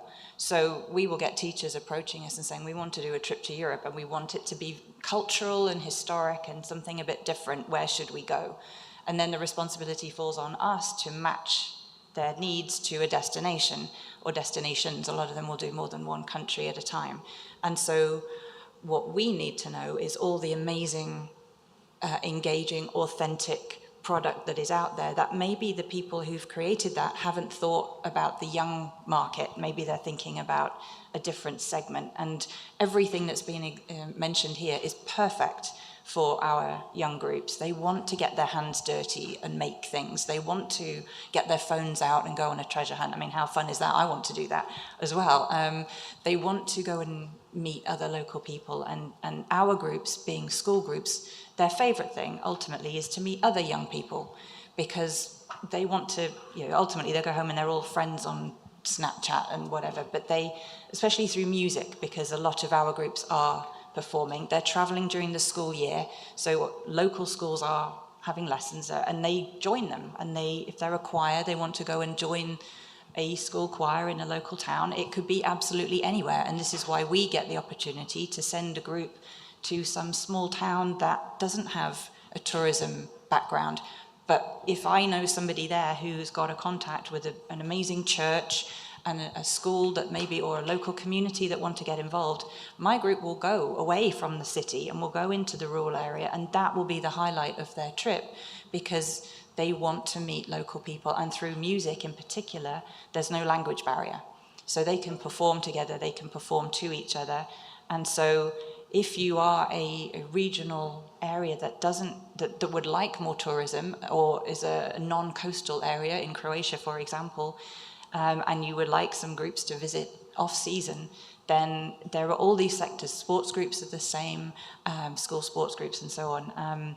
So thinking outside the box, all these products, but we just need to know about them. So this is why these things are so good, because please come and tell me, please come and talk to us all. I'm glad that you mentioned, Adele, that I want to do these things, because we all want to do these things, and I don't want to make this panel being a bunch of agists just talking about the youth market. I mean, it's important, and everybody wants to bring back that dream of creativity that maybe had when they were children, and still feel this kind of passion towards something. I think passion in travel is very important, and all this all-inclusive stuff maybe just kills the passion in the sense of doing other stuff. So, Caroline, what do you think?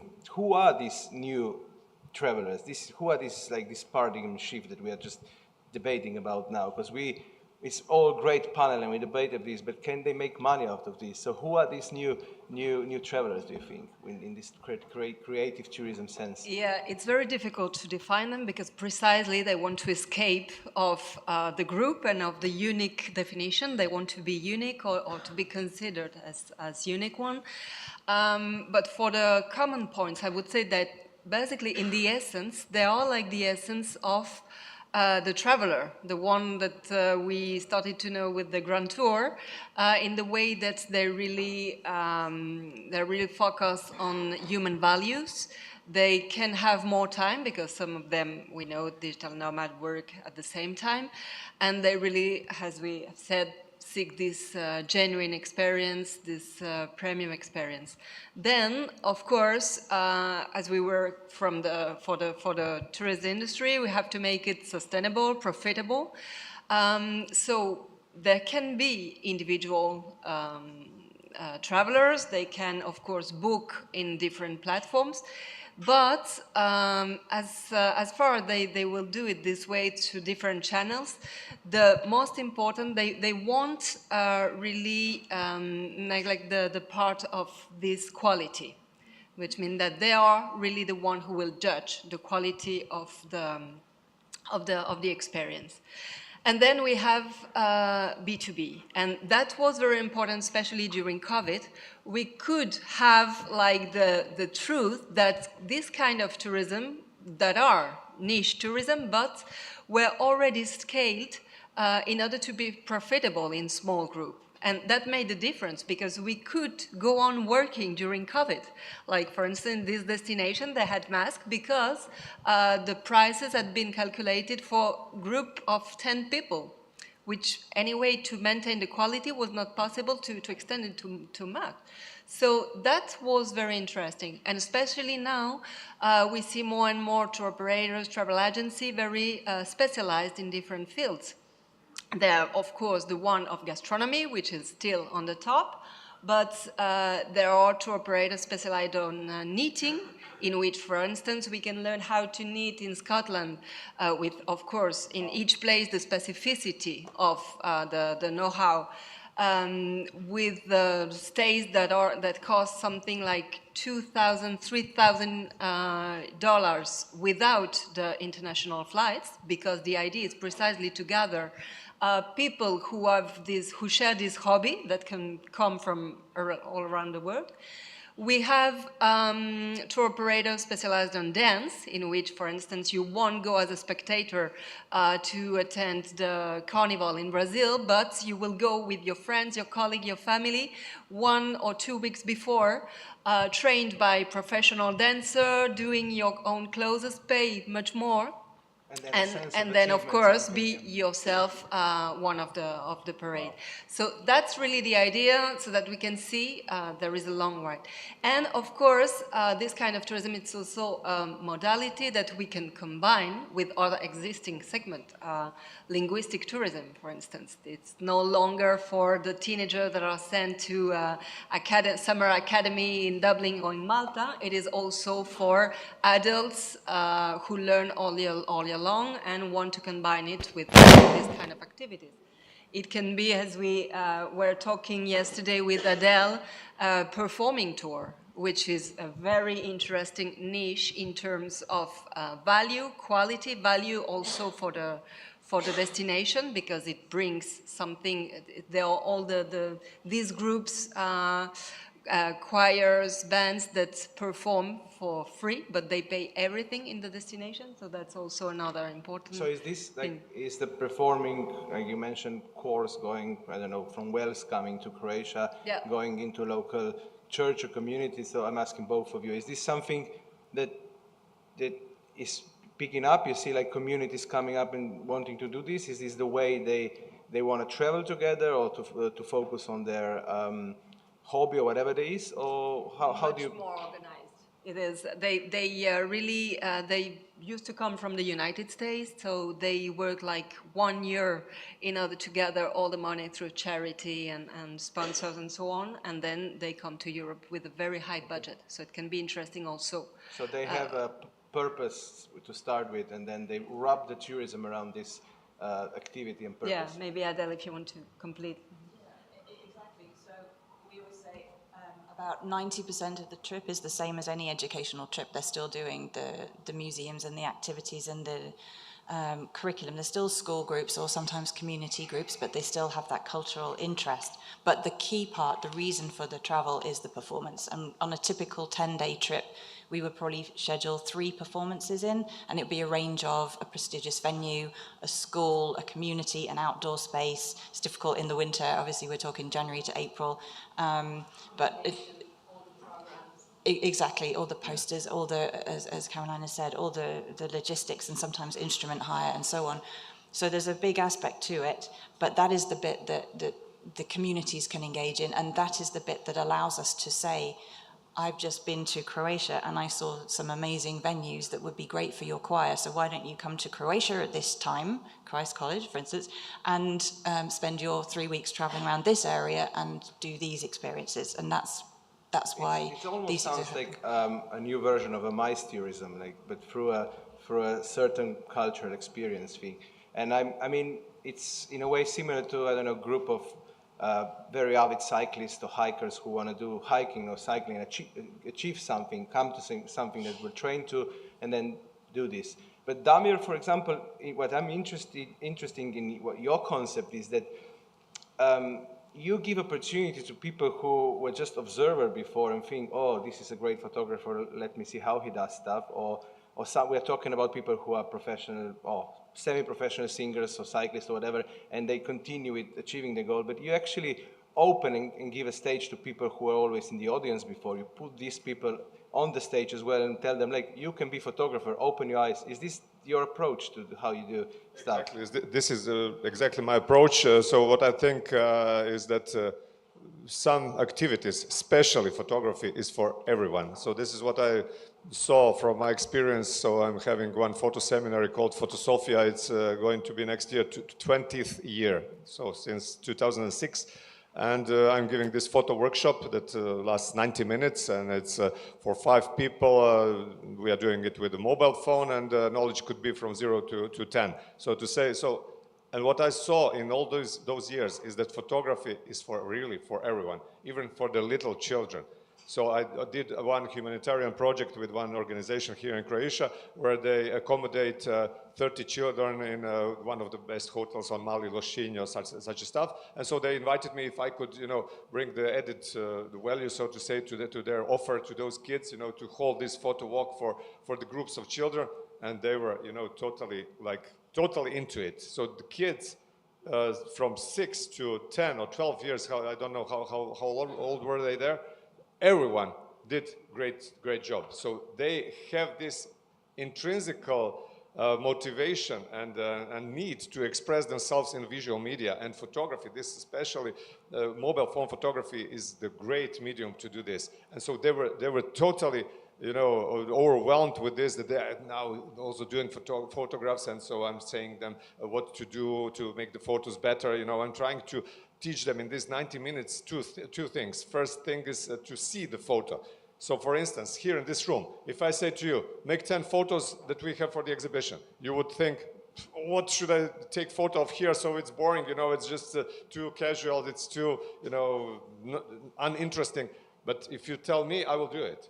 And you will have no, complaints to this if I put this on the wall as an exhibition. So the thing is that you start to think photographically.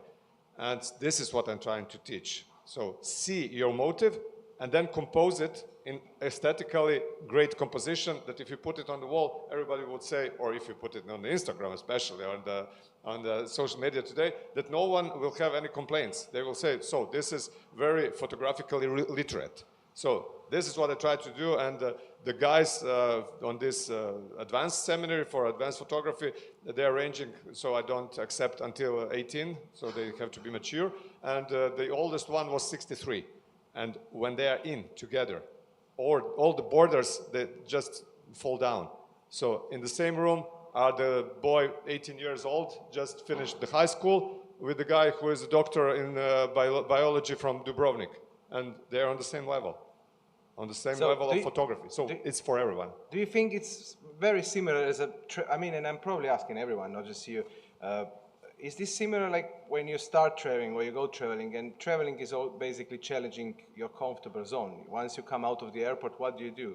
Yes, you can go in a package holiday things and they lead you around, but this kind of travel, globe-trottering, is like opening your art sense of photography. Do you find these similarities with, I don't know, going for the first time backpacking in India or whatever? Well, I think that going for the first time backpacking in India is a little bit more harder than this, what I'm doing. So, they have me here, so I'm leading them, I'm telling them, I'm showing them. So this is something that is exceptional on this photo walk, that I'm with this group there. And so I'm telling them, okay, now after this 10 minutes of my talk, so I give you the instructions how to see the world with the photographic eyes. Now go and find the best photo and bring it to me. I'm here with you. So you bring it to me. We are doing the expertise on the very place, in vivo, so to say, in situ, and they can just go and repeat 1 time, 2 times after I say what mistakes I would like them to avoid. After 3 times, everyone starts to comprehend what this is about. And after 90 minutes, none of them, but I'm telling this, I had this photo workshops for more than 55 times. None of them came out after this 90 minutes the same they went in. So if they came in, let's say, with the note 2 in photography, they went out at least with 4 or 5, and I had one of them, your guy from Slovenia, one director of all spas in Slovenia, who was really, he entered with 2, he went out with 8. So he was like great guy, who was really interested in, building his photographic skills, to the higher level. Amazing. Christian, if we would have this debate, I mean, working for a company like Intrepid, you're almost like, you can do a generational research, how things change, how the trends are going. So if we would have this debate 5 years ago, 10 years ago, or even 2 years ago, would it be the same sort of like what we are pushing to be trends? Is the generational thing, does the generation change when you see new people, new kids coming, new young or adults coming with you? What's the change in this sense? Look, at least for the last 10 years or 15 years, the things that are changing are basically the hot destinations, the in destinations. But what people really, I mean, our type of travelers, what we're discussing here, what they really want, it's not changing that much. I mean, experiences, we talk a lot about that. Also, in this respect, just to address it, people have biases against young people traveling. Well, fun fact is that from the young people, so Gen Z and millennials, they're actually the ones who are traveling the most. So they have on average 29 to 35 days a year travel, multiple trips. They don't go just one destination, they go more. Means if you impress them the first time around, I don't know, going down to Dubrovnik and that area, if they liked it, they're gonna come back, go potentially to Zagreb or somewhere in this area, and they actually spend equal amount of money. Especially now the new generation, they save up, as we already heard, for school performances, whatever it is. But young professionals, especially in the economy we are right now, not everybody can look forward to buy a house when they're 20. It's not happening anymore. The prices are too high. So they're investing in themselves. They're investing in experiences, and they actually don't mind paying the extra penny or the real value of it, because it enriches themselves. They see this as an investment into themselves. To give you examples of, we talked a lot about experiences, right? Now, one example for us here in Croatia would be Lastova. For those of you who know, it's one of the remotest islands off the coast of Croatia. A beautiful island, very sparsely populated, and not many people live there over the winter. Over the summer, there is because of some tourists.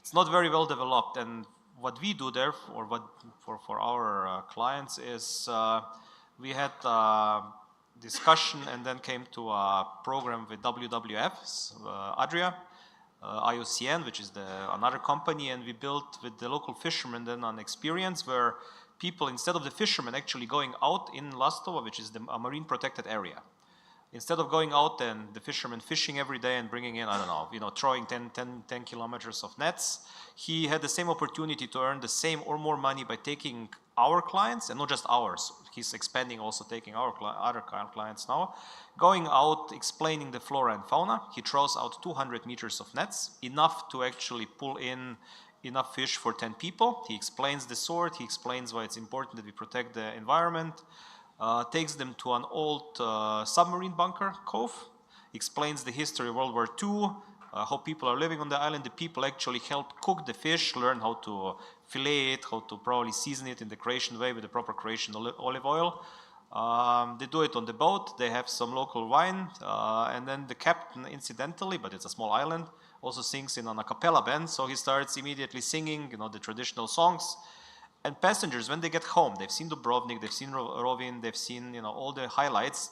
They're still highlights, but the main highlights for them is that experience with the local fisherman, where he explained to them how he lived through the war, how he made alive with his wife on this island. So that's the type of things that they're doing. But back to your question, I think the biggest difference right now for let's say 10 years back to now, social media. Social media is changing a lot of things, and especially for young clients or young travelers, they do research online. They want to see what's happening, they want to experience it before they go. And everybody is a photographer. And it's actually important because experiences like this, they do want to showcase something when they come back from holidays that's unique, that's theirs. And having those insights and actually learning how to do it properly, how to identifying a special motive, and posting and half of them are also performers, because they perform and they take photos. So it's really a wrap with what what we were so saying. it's all tying in. Yeah, I mean, I think we need to finish. So I need like one sentence answer for all of you to finish. Is I'm going to ask you about responsibility. So we are trying to change the paradigm. We are being creative. Let's throw creative tourism in. Let's change the industry. Let's teach the young people what to do next. Are we taking too much on us?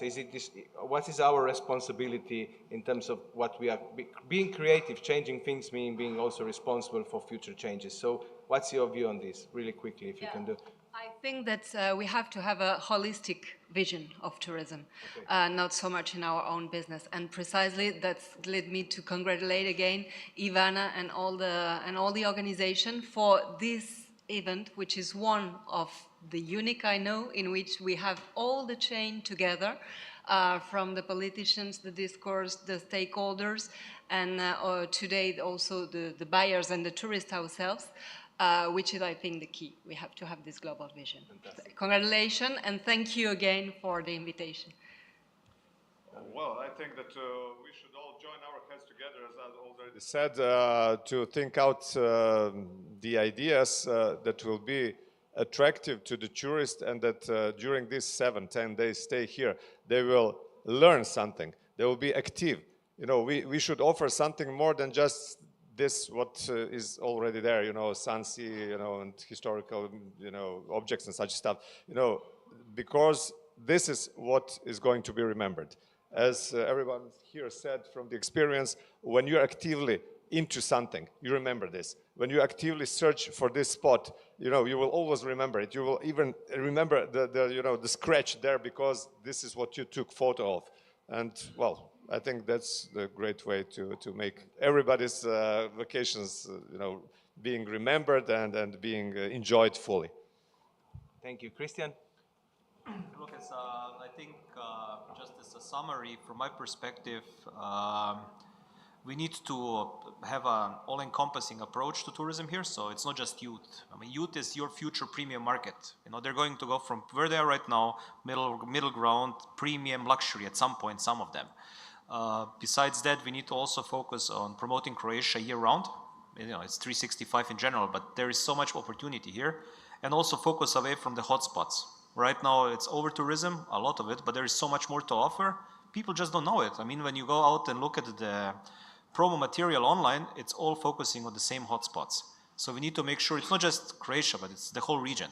Focus on other areas of the country and make it a year-round destination.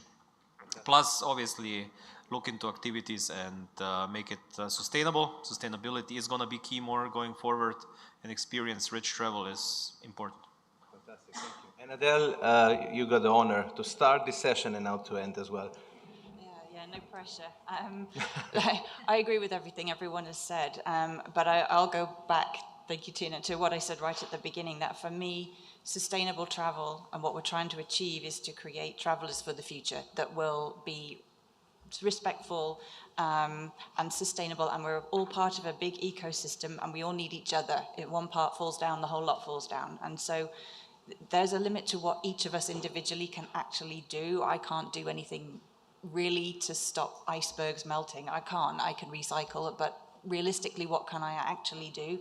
I have to leave that to the scientists and the politicians. But what I can do is try to make the bit of tourism that I'm responsible for better for, as I said, the destination and the traveller. And if I can do that and send my kids off to Christian and then to Caroline and then to everybody else, then I've done my job. So that's my message. What makes travel better for you in your sector, and just do that.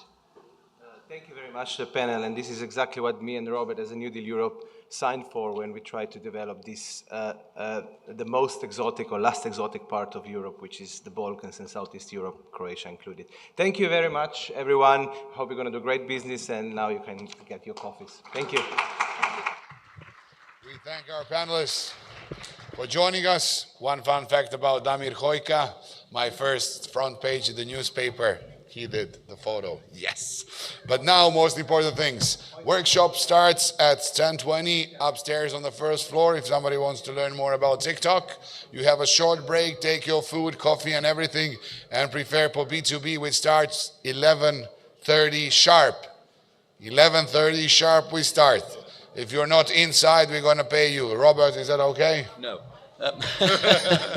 Our schedule is starting at 11:15 officially. Now, obviously, we're running a little bit late. So I propose to make things easy that we stick with timings rather than schedule. So if we're coming in at 11:30 to start, let's start with the 11:30 meeting. It will make the whole day a whole lot easier.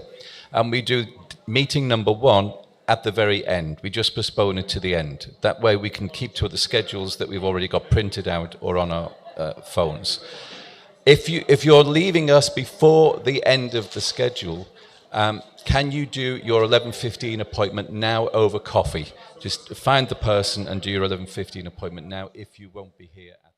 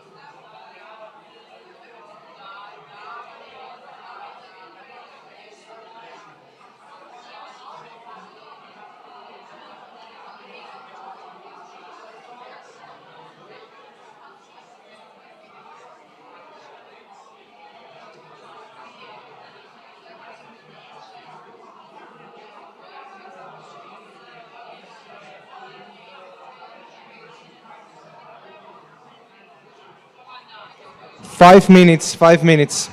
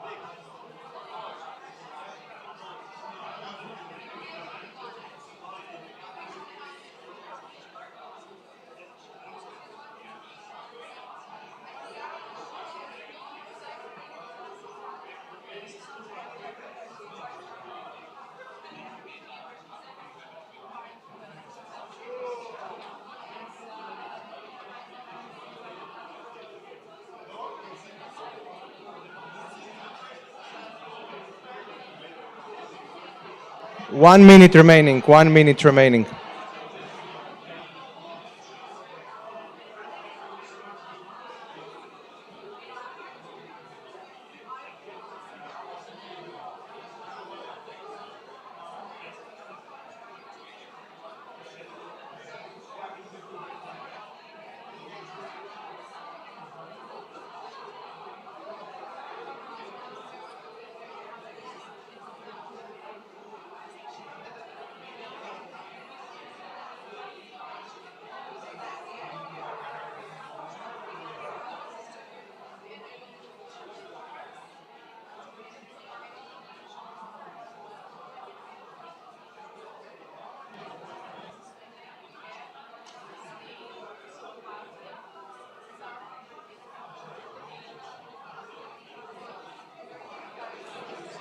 Everyone move to the meeting number 3. Meeting number 3.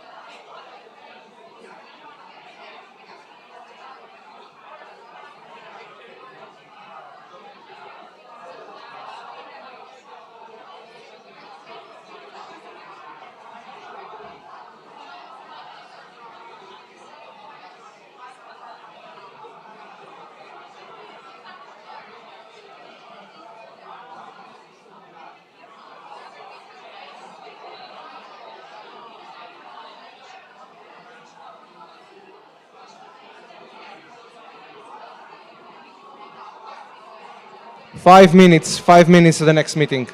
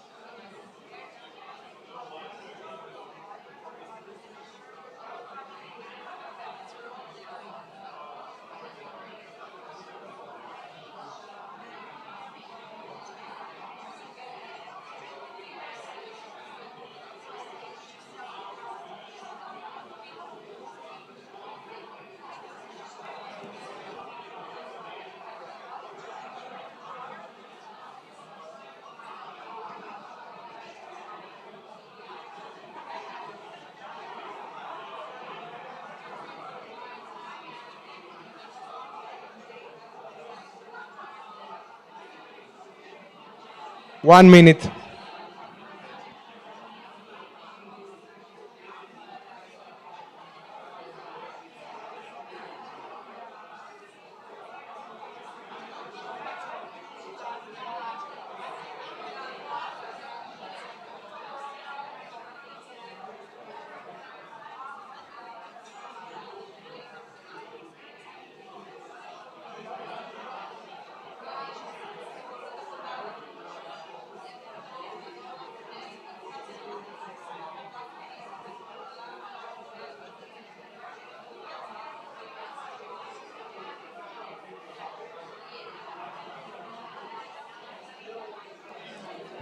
Please move to the next meeting. Move to the meeting number 4.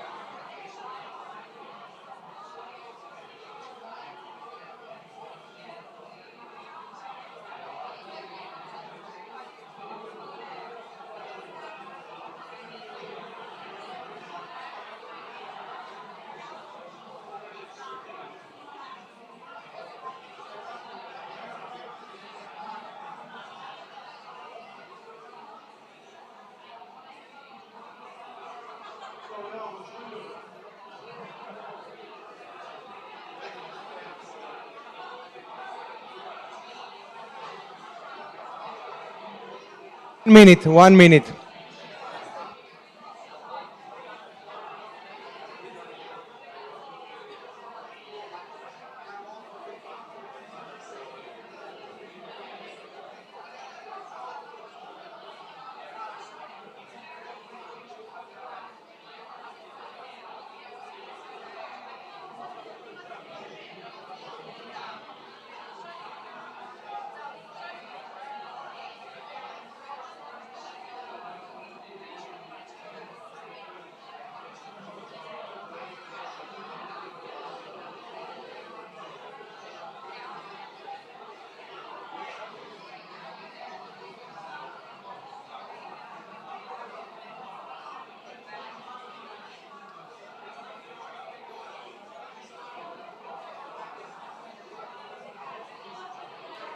Please move to the next meeting. Move to the next meeting, and after this meeting, I think we have a coffee break.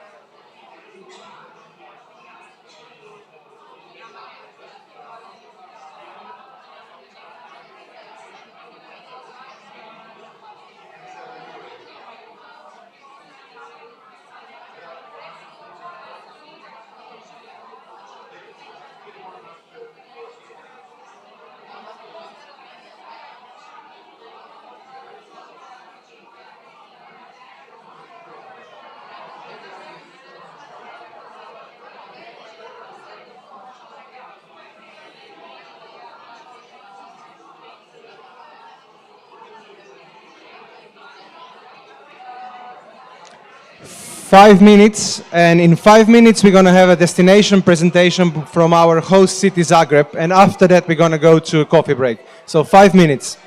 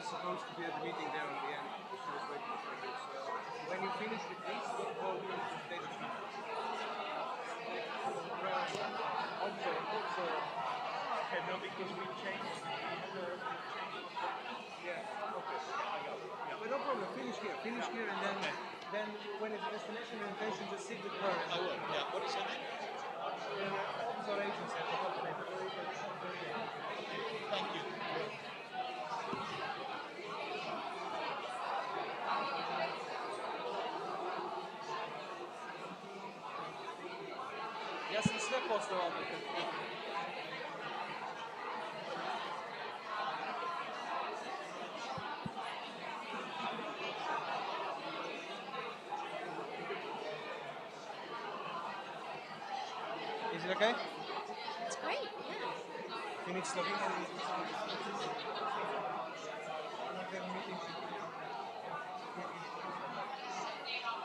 Oh, it's Canada. That's from Canadian. Just quickly to introduce.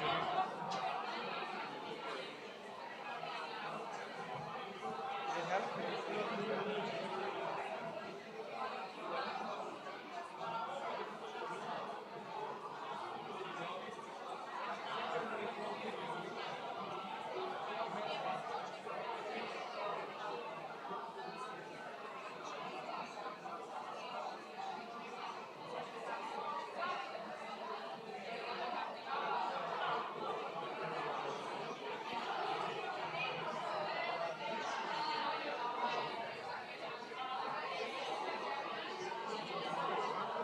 They are Tulmar, they are the TMC.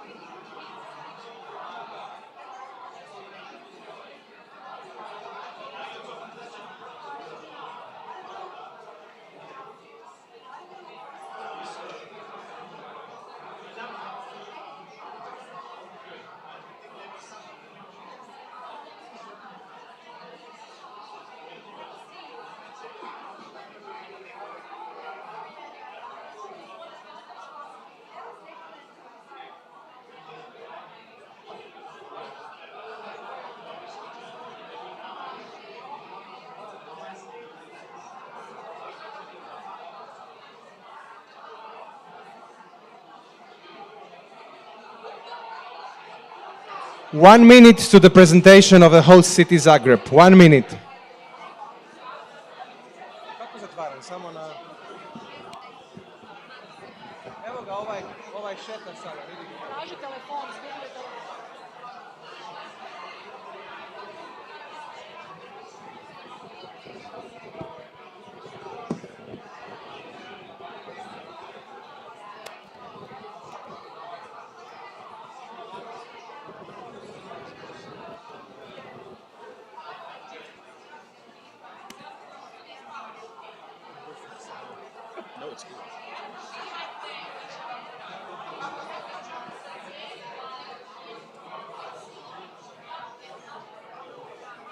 So everyone, now when you finish a meeting, we're gonna go to the presentation of our host city Zagreb. So please pay attention to the main stage, stay in the room, and then we all retreat to coffee break. But stay in the room now, please. Your time is up. Thanks for having you, B2B. We have a presentation of the destination Zagreb now, which will be held by our dear friend Zlatan Muftic, Convention Bureau Director. Shh. Your B2B carries on at a lunch break. That's the only way Croatians do it good, during some eating. So enjoy. Zlatan is joining us, present this beautiful town in a special way, special to the buyers. So carry on, Zlatan.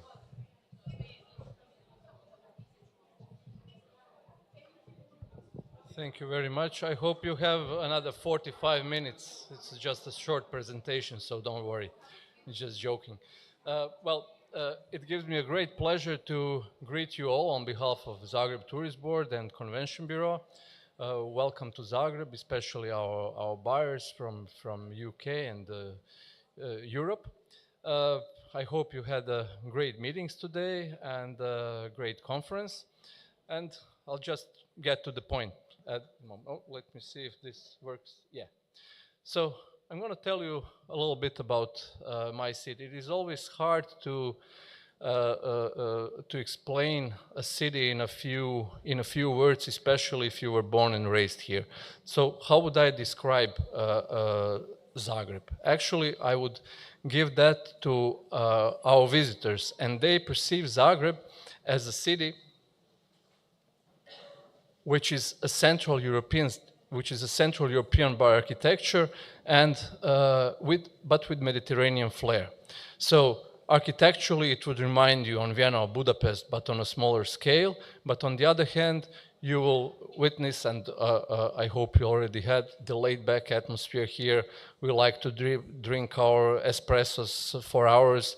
We have some similarities with Italians. We have great espressos, but the only difference is that they drink it in 10 seconds, and we can drink one small cup of coffee for an hour or two.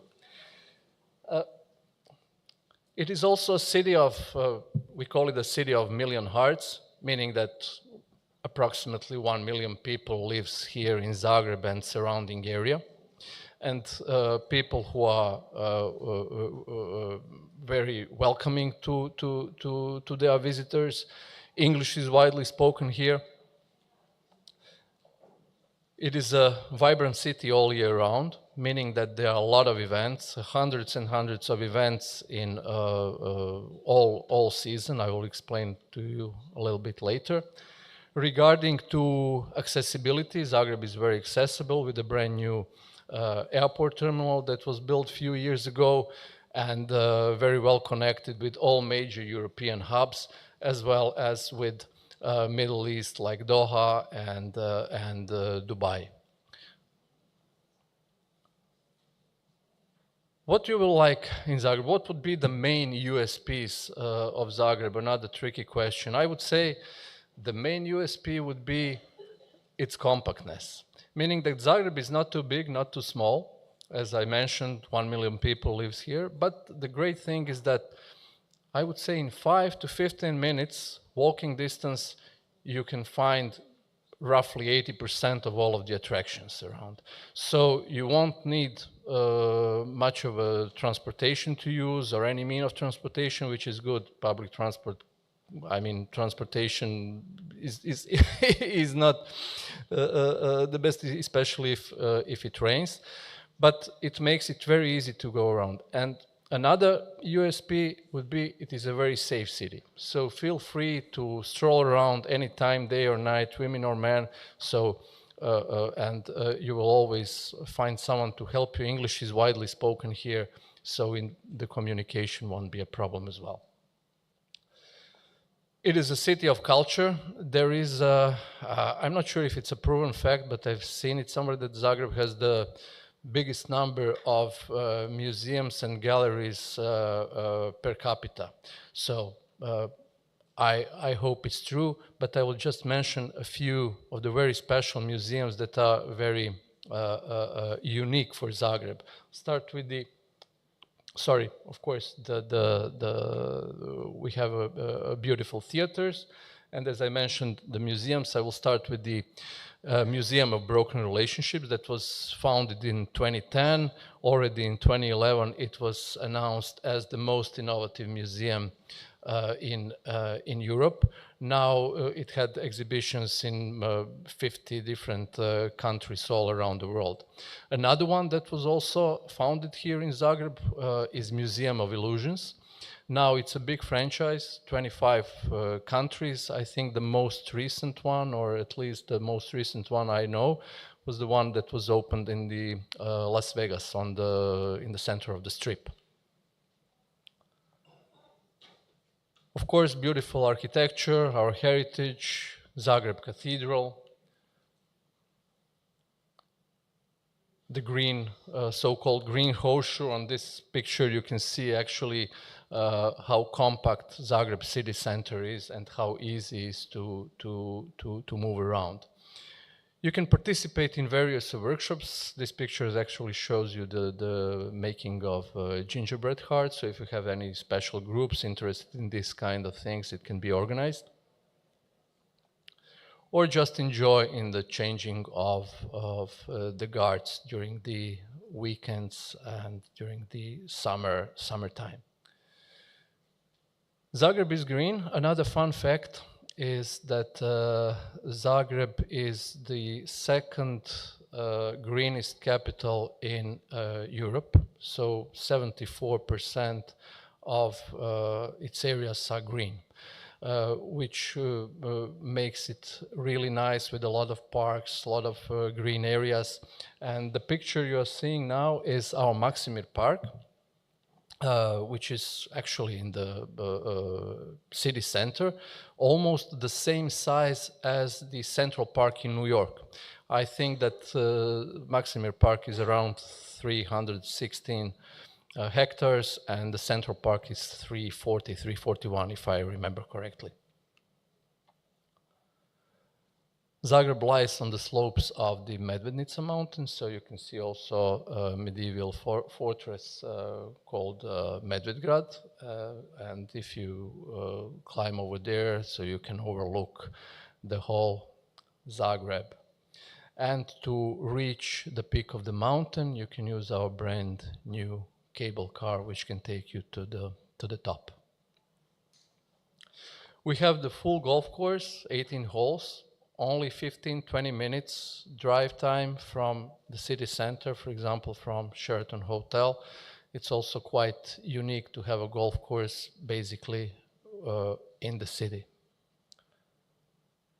Gastronomy-wise, Zagreb has a lot to offer. Everything starts in our Dolac market. If you have time, I invite you to visit it. It's open every day from 6 in the morning until 2 p.m. The busiest time is during the weekends.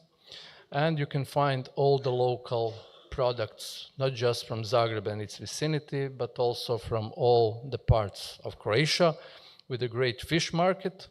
Another interesting fact is that you can eat fresh Adriatic fish every day here, because the coast is only an hour and a half away from Zagreb. So you usually get the best fish in the capital. Regarding restaurants, we have something for everyone. From the local food, we have 2 Michelin star restaurants, one on the picture, Dubrovkin Put. Another one is Noel, and the third one is the Esplanade Zinfandel restaurant, which holds the green Michelin star. And of course, many local, international. Zagreb's cuisine is actually a mixture of Mediterranean cuisine and I would say Austro-Hungarian and international, of course. Zagreb is a city of events, so there are events all year round. I will not tell you about all of them, but I will just mention a few of our flagship events. And I will start with the Zagreb Classic, a beautiful event that takes place in the beginning of the summer each year, which shows you the best of the classical performers here in the heart of the city. and it is completely free of charge for all the visitors and, of course, our citizens. Our biggest project is, you probably, at least some of you know, for Advent Zagreb. It's the Christmas market. It was voted actually 3 years in a row as the best one in Europe. So I definitely invite you all to visit Zagreb during the Christmas time, because it's really very, very special during the December. All these events, actually, they use this USP I have mentioned, this compactness of the city, so you can do a lot and see a lot during your visit in Zagreb, even if it's a short one. So even if you spend a couple of days in Zagreb, you can still see and do a lot, and when you leave the destination, you will feel that you really experienced Zagreb. The next big event is our Festival of Lights, which actually announced the start of the spring. It goes every year, it lasts for 5 days. So we already have dates for the next year. It would be from the March 19 to March 23. A great idea if you do any programs, make some program during the Festival of Lights. It would be a great added value for your groups. Of course, when you get tired from all the events, restaurants, clubbing, going out, you need a hotel. Zagreb has more than 70 hotels. Half of them are 4 and 5 stars. The others are 3-star. We have a couple of 2-star properties as well. And the great thing, again, is that most of those hotels are very centrally located. So basically, when you stay in most of those hotels, you would be minutes away from the main areas. Zagreb has great surrounding areas. So I already mentioned the Medvednica mountain, where you can do some, for example, mountain biking or hiking. Or you can visit the north part of Croatia. Only an hour away is a beautiful old town, Baroque town of Varaždin. Or definitely place not to be missed is Plitvice Lakes, 2 hours drive from Zagreb, a very unique place, so UNESCO protected national park, one of a kind in the world. I would say it's really, really beautiful, definitely a place worth visiting. And of course, as I mentioned, the coastline is only 1.5 hours from here, so Zagreb can be easily combined with our coastal destinations, and it would be the best thing to do that would be during the, let's say, spring and autumn time, where you can really enjoy the culture of both sides of Croatia. Thank you very much. I think I've shortened that to the amount of time that it's sustainable for you. I know you're ready for lunch, for a break. I wish you all great stay in Zagreb, and thank you very much for your attention. If you need any questions, my colleague Anna is here at the table, Zagreb table. She'll be staying here the whole way, so she'll be happy to answer any of your questions. Thank you very much. Thank you.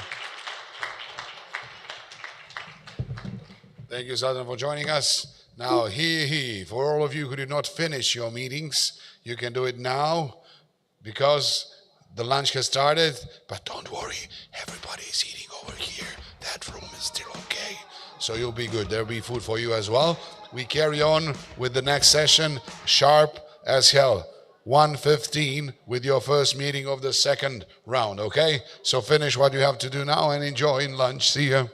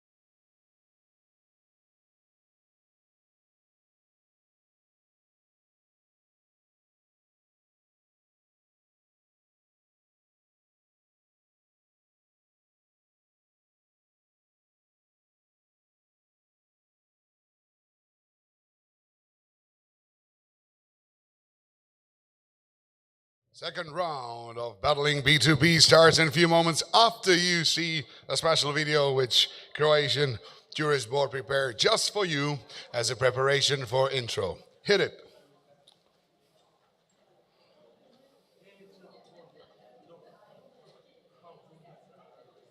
Pušćaj.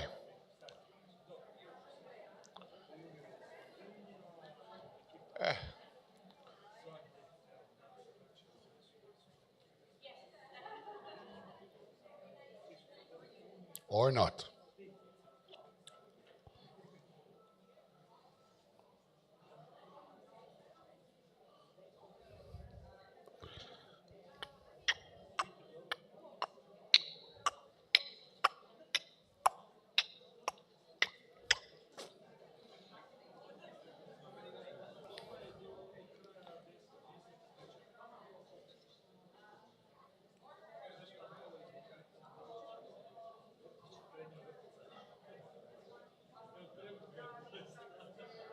Here he goes.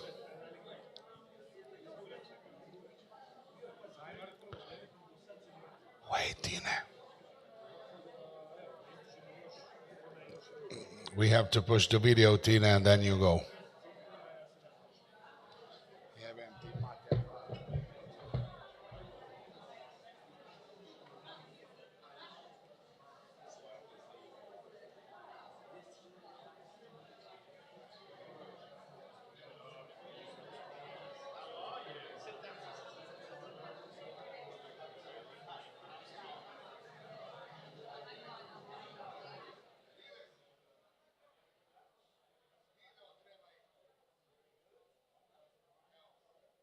You have to see this video.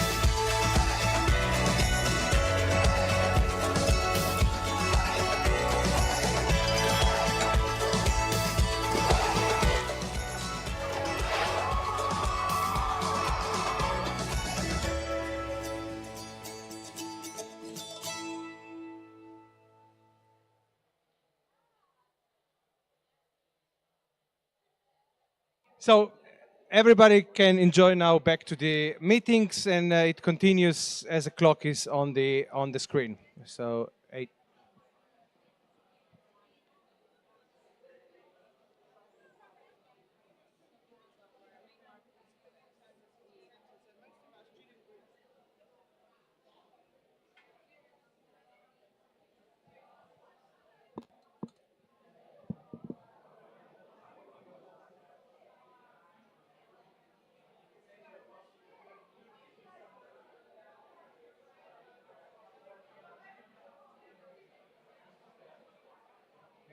Da so eni sestanki bili potrjeni pred eno uro.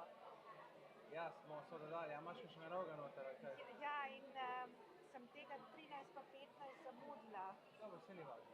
Se imaš par minut, če kaj, pa imaš? Dino, Best Solution. To je... No, so tamle so zidanja. Klele so. A ima kakšnega drugega zdaj? Ja, ne, ima že tega lečeha. Sem že prišla pol. Vse ostale sem uspela, mislim, da sem... A pa pridi, vse sta dva.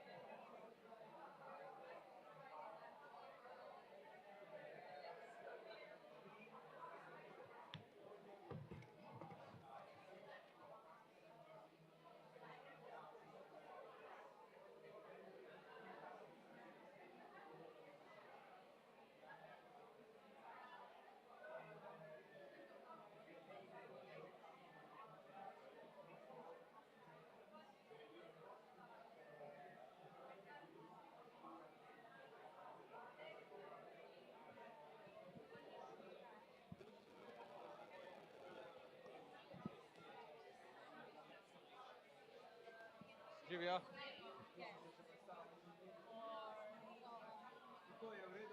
v redu, zelo dobro. Jaz sem prvič namreč, tam je super. Vi ste zadovoljni? Ja, mislim, mene so pa še challenge, ampak ja, večeroma sem zadovoljen. Vikend, vikend.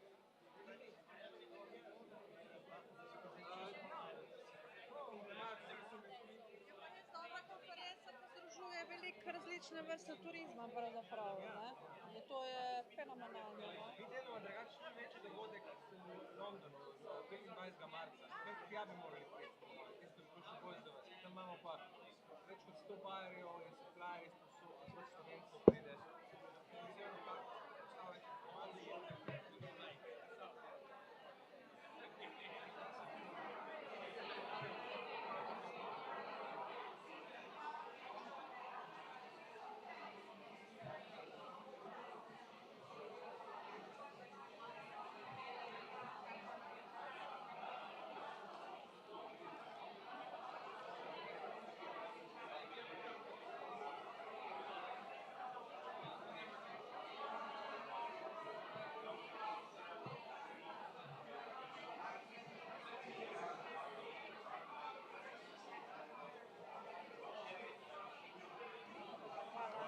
Aha, zdaj to mi je že gospod, Robert. ja, povedal.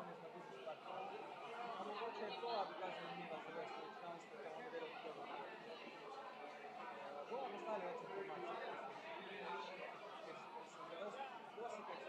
Ja, zdaj imamo drugo leto v septembru.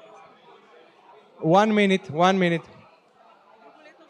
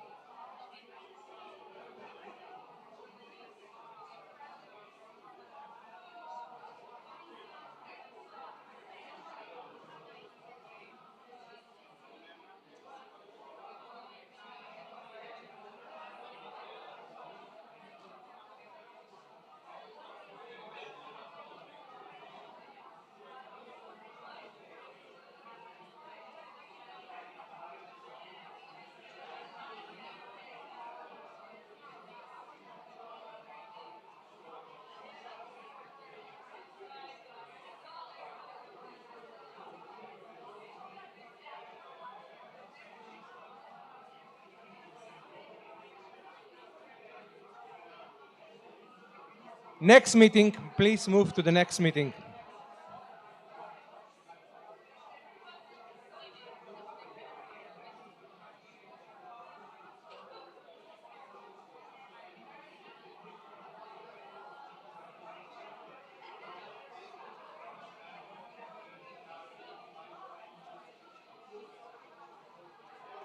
Please slowly move to the next meeting.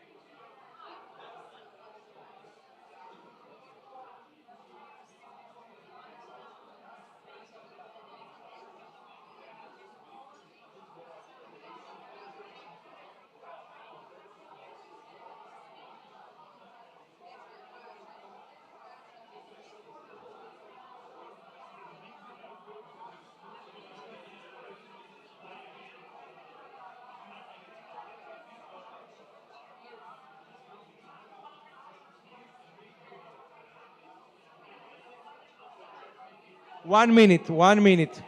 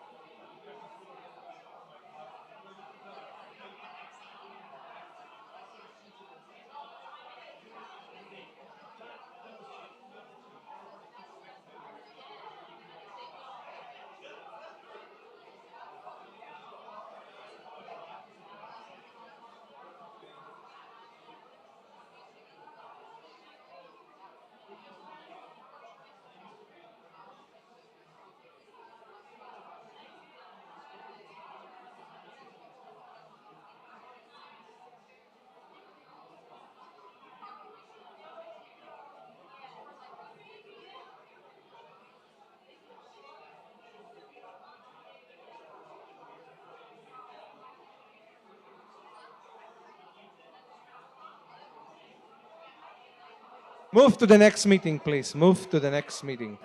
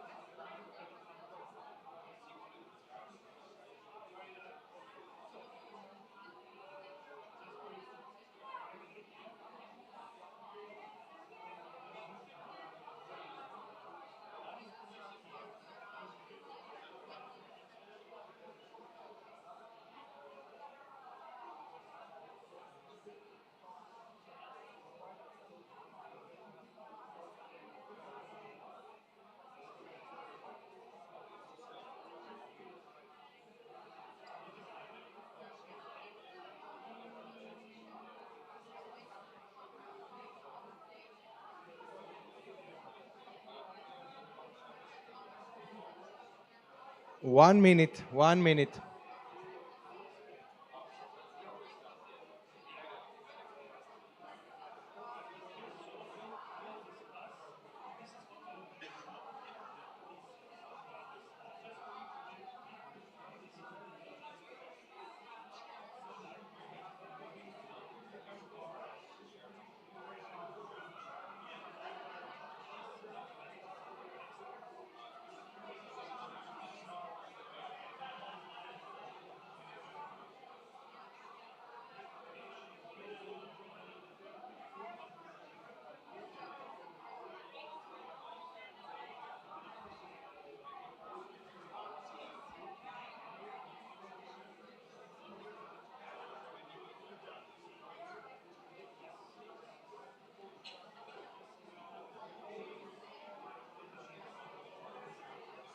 Please slowly move to the next appointment. Please move to the next appointment.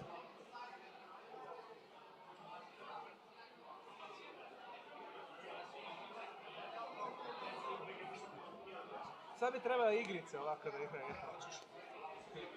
Ne, ovdje da bi. I do kraja damo zvukove, ono da se ne onaj Wolfenstein, što smo imali. Doom. Nisu sigurni da ulete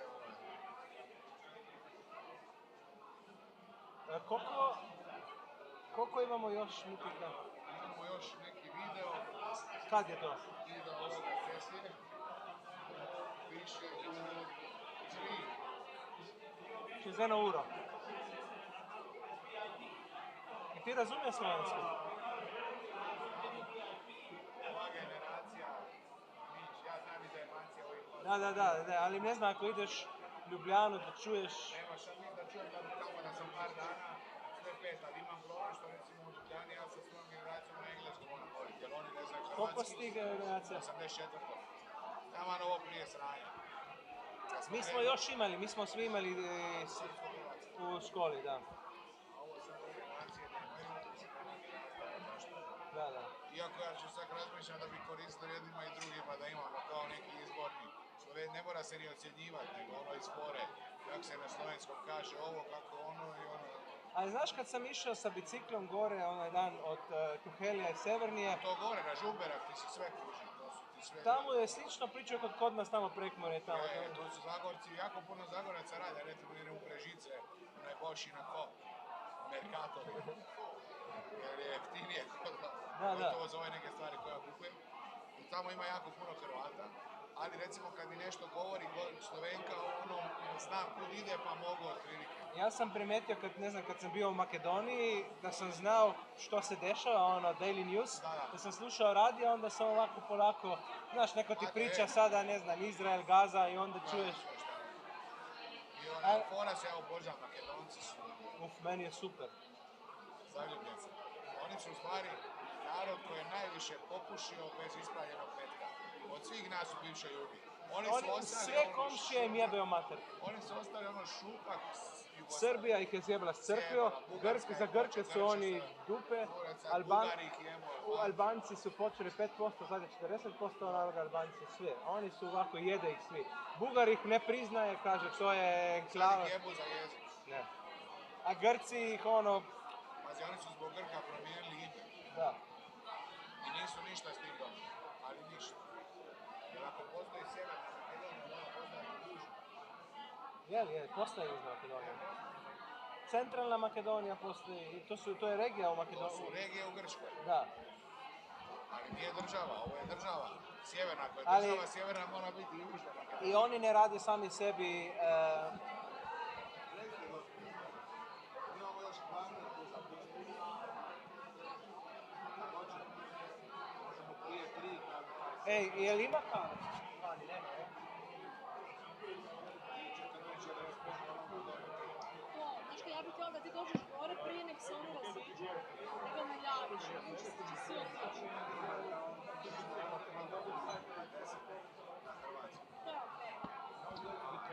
Prvo ti treba imati radionice i ti onda... Da, 5 dana prije sam otkazala radionice, ponudila sam i sad imaš ruku rasporedu, neki ručak serviran, tu su ljudi, kužiš ti noći. To što trajaš, da?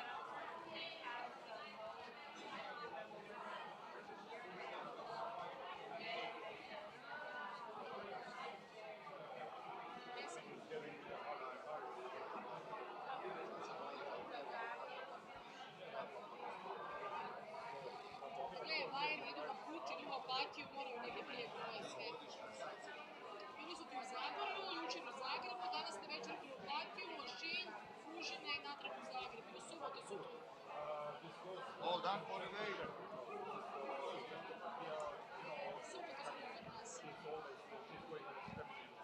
Gledajte, dođe neko, može neko iz Amerike, ne možeš nekako 2 dana posle znamo, znaš, moraš mu nešto dati.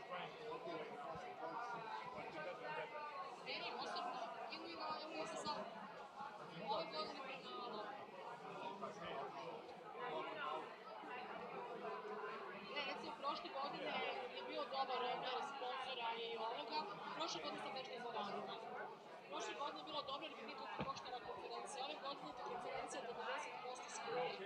Realno skoro duplo bi koštala domaća konferencija. Ono, poludila sam. Koliko košta? Prvo je Zagreb, drugo što je sve ove godine skuplje, treće malo je veće. Znači malo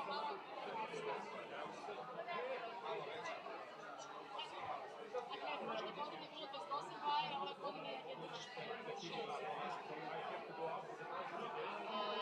Ne znam koliko je njima ove godine ušlo.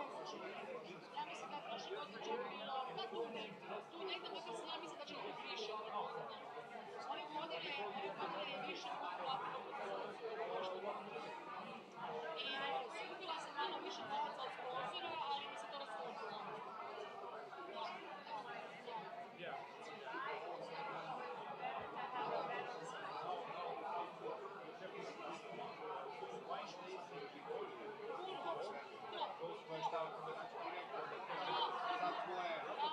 Vidiš da su svi radili.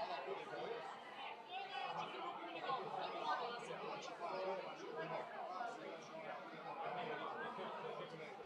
Znači ja sam radionicu bez problema prodala. Mi smo imali ove godine 36 supplierja, prošle godine ih je bilo, mislim, 30. I ove godine sam je lakše prodala nego prošle godine, što znači B2B. To je mi okej, ali to ja dijelim sve se nudi u Europu, oni to ne imaju. Tako da meni ti ove godine konferencija je manja. Oni dovode bajere, a ja sam ja nemam dostup do tih bajera, rekao sam. Znači oni dovode bajere, a ja sam bajera. I onda kužiš zaradu od toga, kad oni to plate, mi dijelimo po pola, recimo.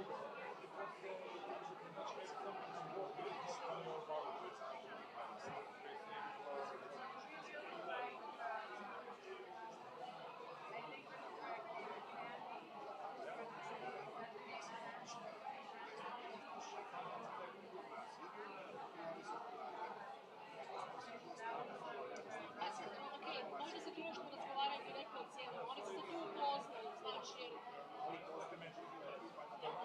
To je tebe, to je... Da, jednom kad dođe do konkretni program, oni se sad upoznaju, to ima ljudi koji nikad nisu u Hrvatskoj još bili, znači ovih bajera. Znači ima ljudi koji nikad nisu, Amerikanka je prvi put u Hrvatskoj, bajeri iz Kanade isto, nikad nisu prije tu bili. Užiš? So it's also up a little bit up to the people. So will we see Anna Maria or Katika tonight? Are they here? They will, I mean, Katika is every day in the accommodation. She stays in the Yeah, hotel hotel, tonight, and we yeah, have I know, but she's every day there, so I hope she comes to the... yeah. But I can send her a message now. Then Yeah, she knows that I'm here in Paris, so we both look forward to it. Great. So yeah, it's open up in June now. It's new. She's more there than everything, you know. Yeah. It's really lucky. And you were on Patja already, yes? Yeah. So you know where it is. No, actually I don't know where it is. You know where this on this Slatina where the beach is. Then you have this gas station. Oh, I'm not going to remember exactly. Okay. It's the Hotel Millennium. Is that one of the older hotels? No. This is more when you go down from our office. When you go down. Okay. Okay. But there is this side.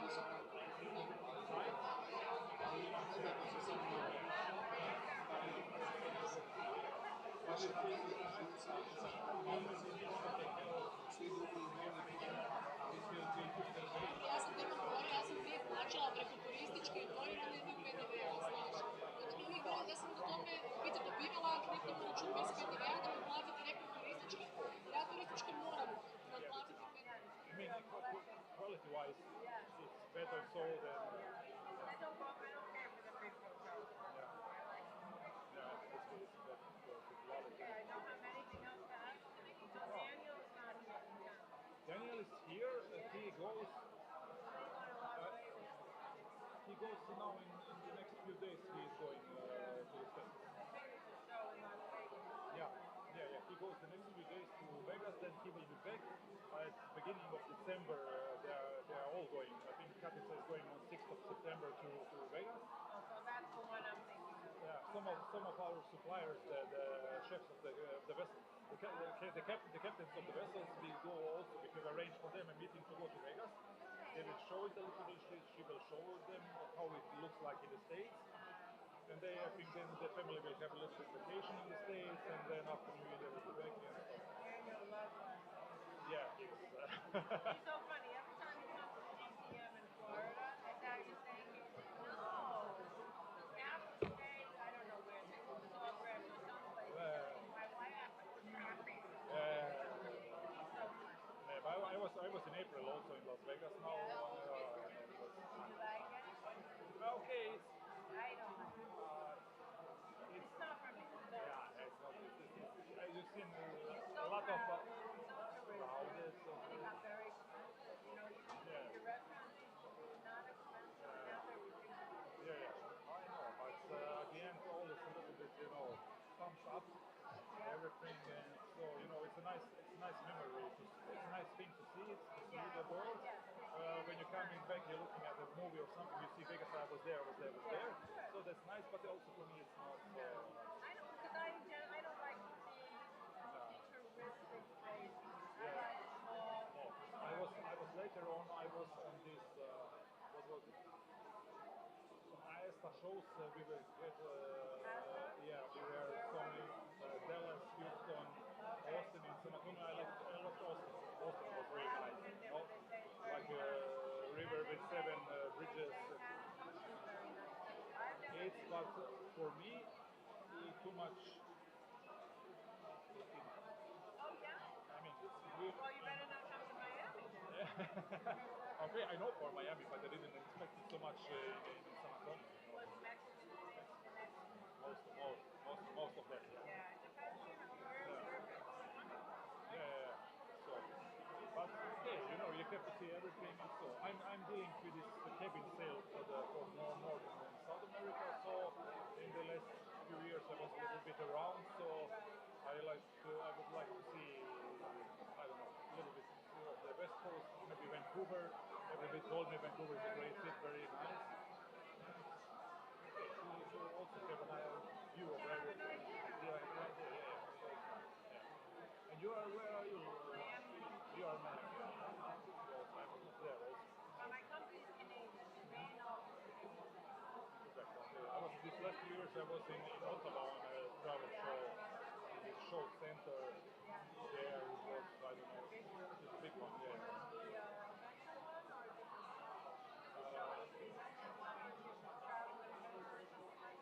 No, it was a big different one. How was the name of the woman is Polish, and the husband is from Canada, and they have the show in the show center. Oh, I know the name. Yeah, I cannot remember the name. They come to Florida. Yeah. But it's a very big. So I was 2 years there, and I like Canada a lot. Yeah, Canada's very nice. Yeah. A lot of beautiful places. Yeah. It's a little bit. It's something in between of the States and Europe. People-wise. Yeah. I haven't been to Canada. I used to go all the time, but I haven't gone in a long time. But now I'm going in like 2.5 weeks. Now I'm going to go back. It was nice. This spring I was starting in Vegas with its 30 degrees. Also in Texas, it was I was swimming in Austin there and somewhere, and then we had this eclipse. And then on the way to Toronto and Ottawa, we had a little bit of snow, so we had everything in these 2 weeks. Yeah, it was really amazing. Yeah. It was a little bit different, because I checked the weather, so I had to put a lot things in the back. Well, those of us who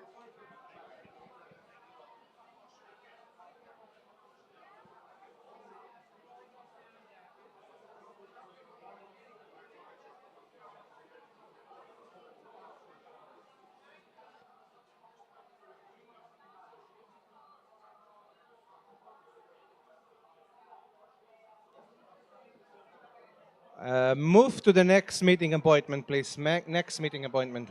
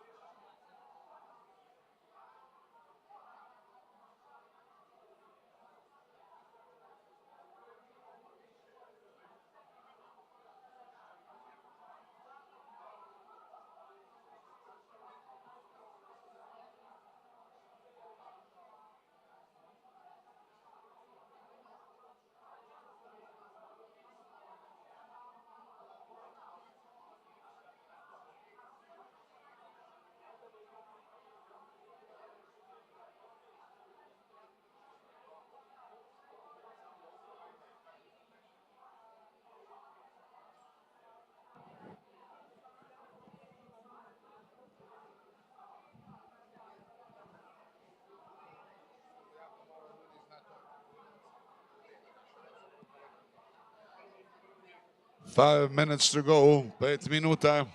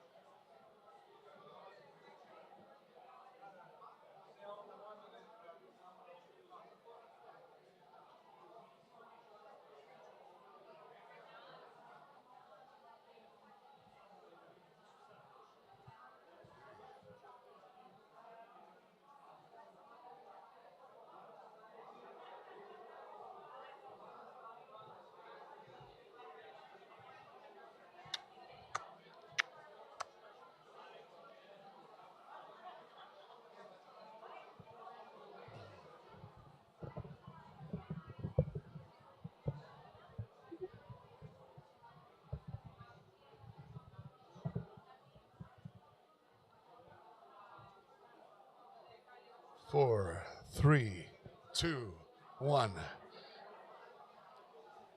Your time for this meetings is over. Daj mi još malo sape. Oh. We have a lot of job to do.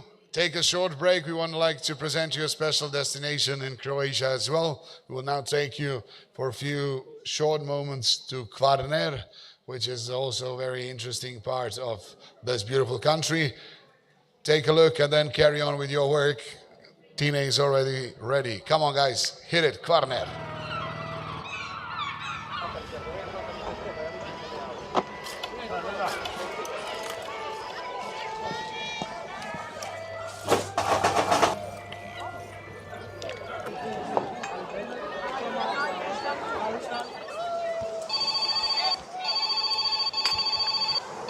Hello? Am I speaking with the location manager? You are. Do you have a moment? Sure. I'm in my office. So am I. Nobody likes them. Yeah, they're all the same. We're shooting an adventure movie. We're looking for an untouched paradise.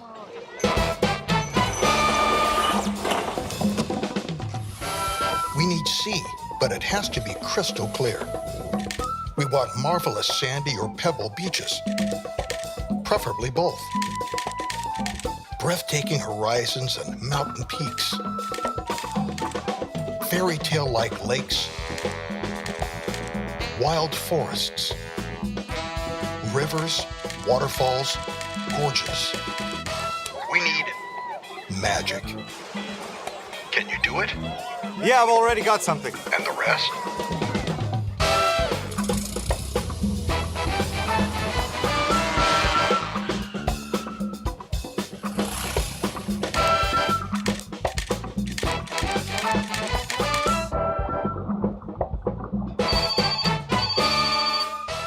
Buongiorno, is this location manager?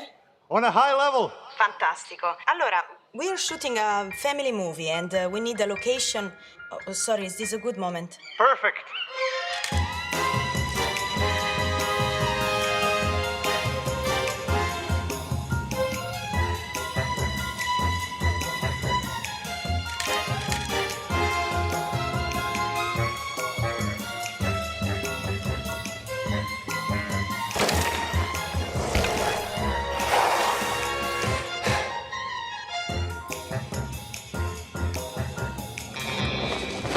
We are looking for a scent of history and culture. Castles, old towns, old buildings, theaters. So we are filming this road movie and we are in a search of beautiful landscapes. Hallo, hallo. Roads, Wir machen einen Mystery-Film und wir brauchen etwas enigmatisch oder so intrigant. Come on, man. We need action. We need those locations. I want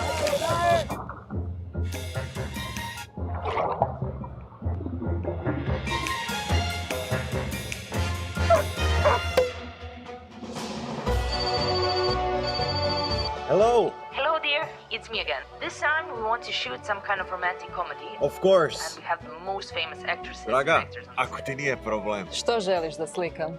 Što god hoćeš.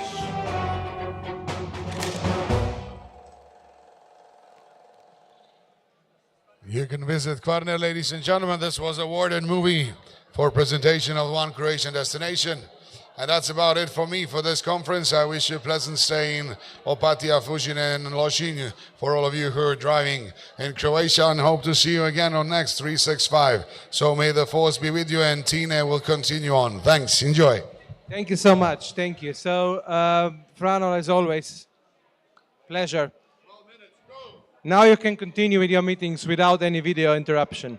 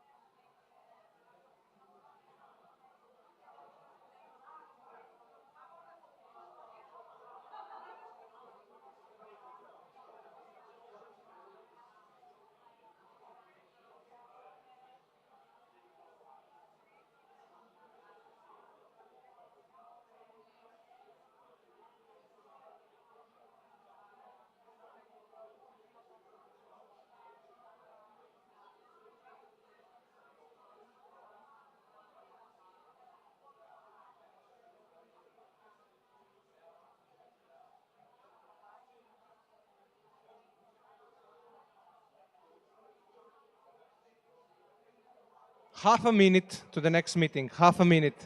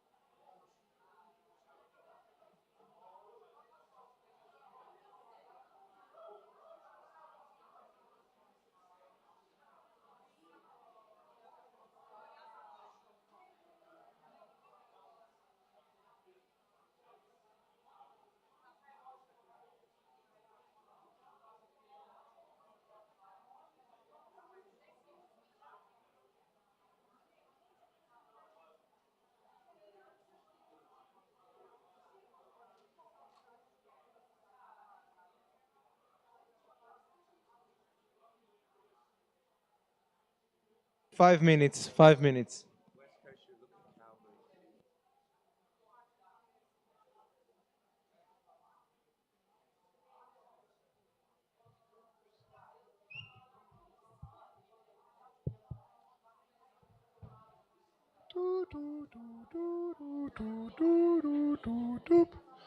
Ladies and gentlemen, if any of you is free, there is a workshop upstairs called Six Hats, which is free. If you want to solve some problems in your companies, you can join us on the first floor in the hall called Rovigne. That's up the stairs and just carry on to your right. So, if you have time, it's free of charge. If you have a company problem, they say that they could solve it. So, join us upstairs. Cheers.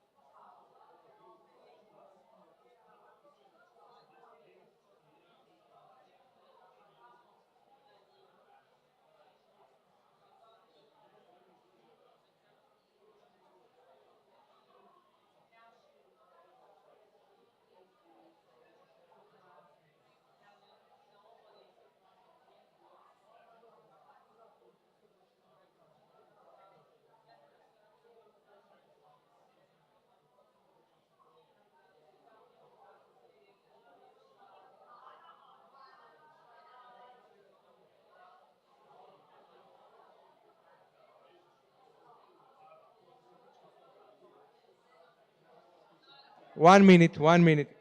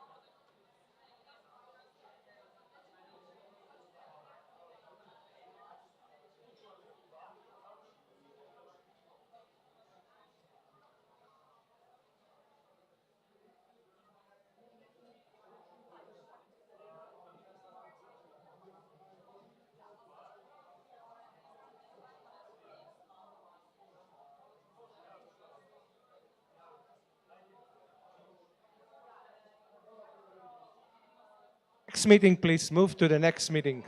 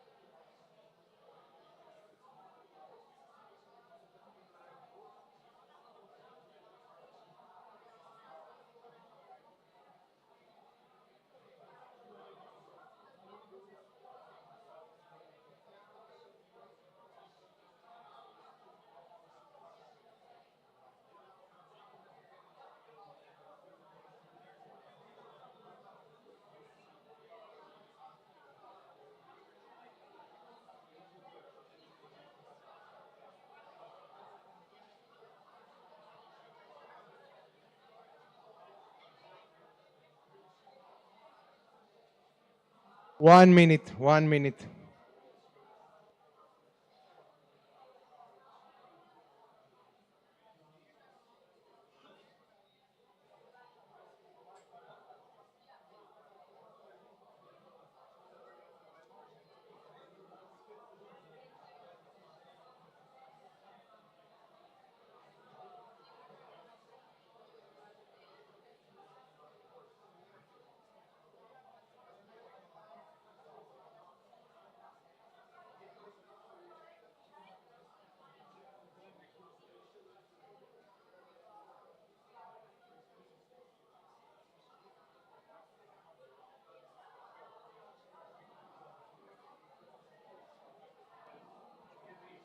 Please move to the next appointment. Move to the next appointment.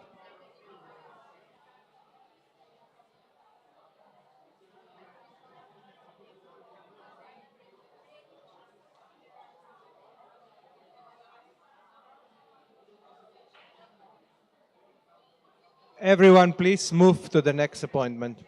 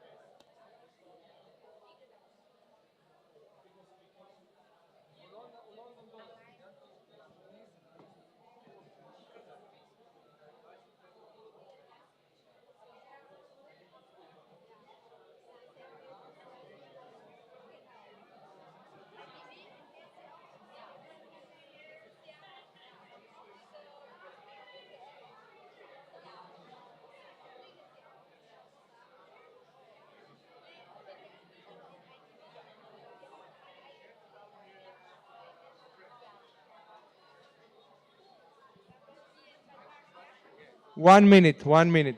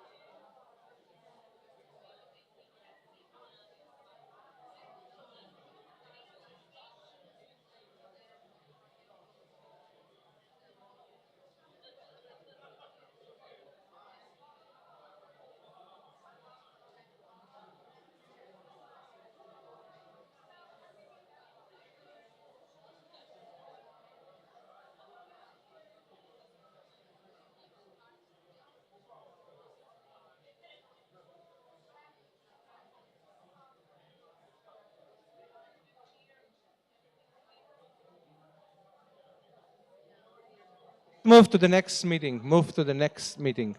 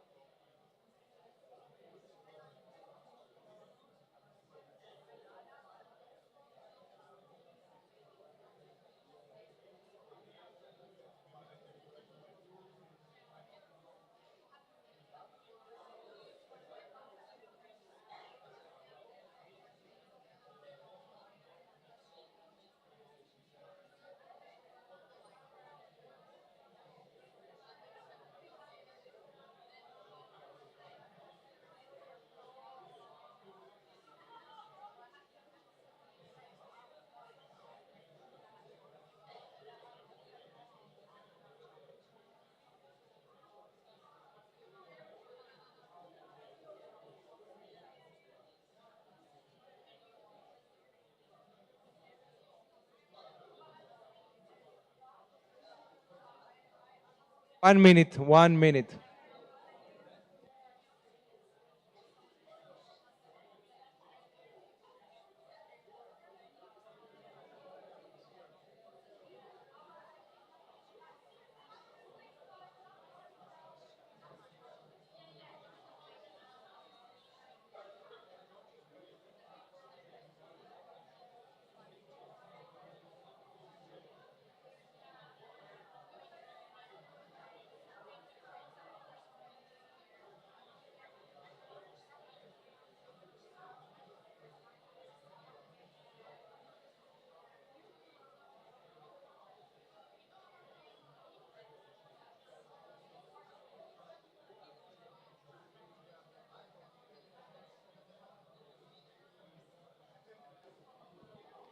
Please move to the next meeting. Please move to the next meeting.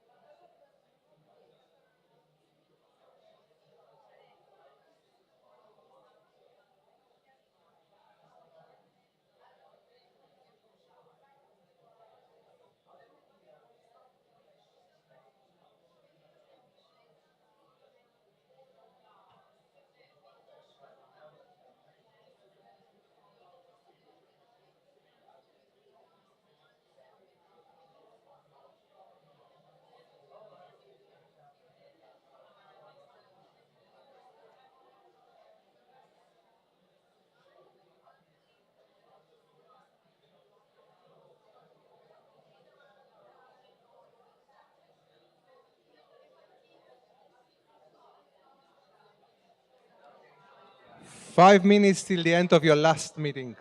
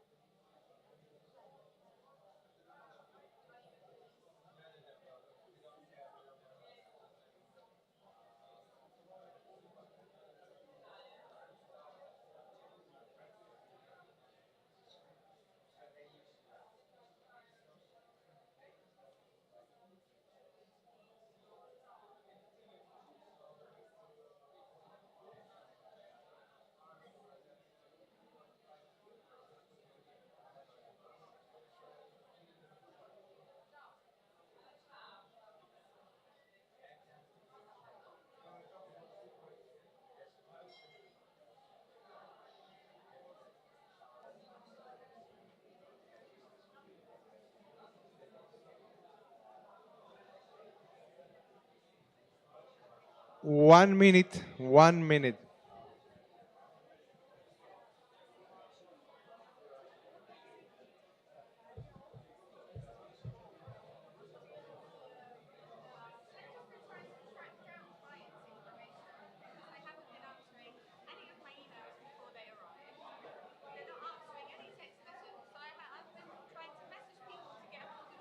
If they are here.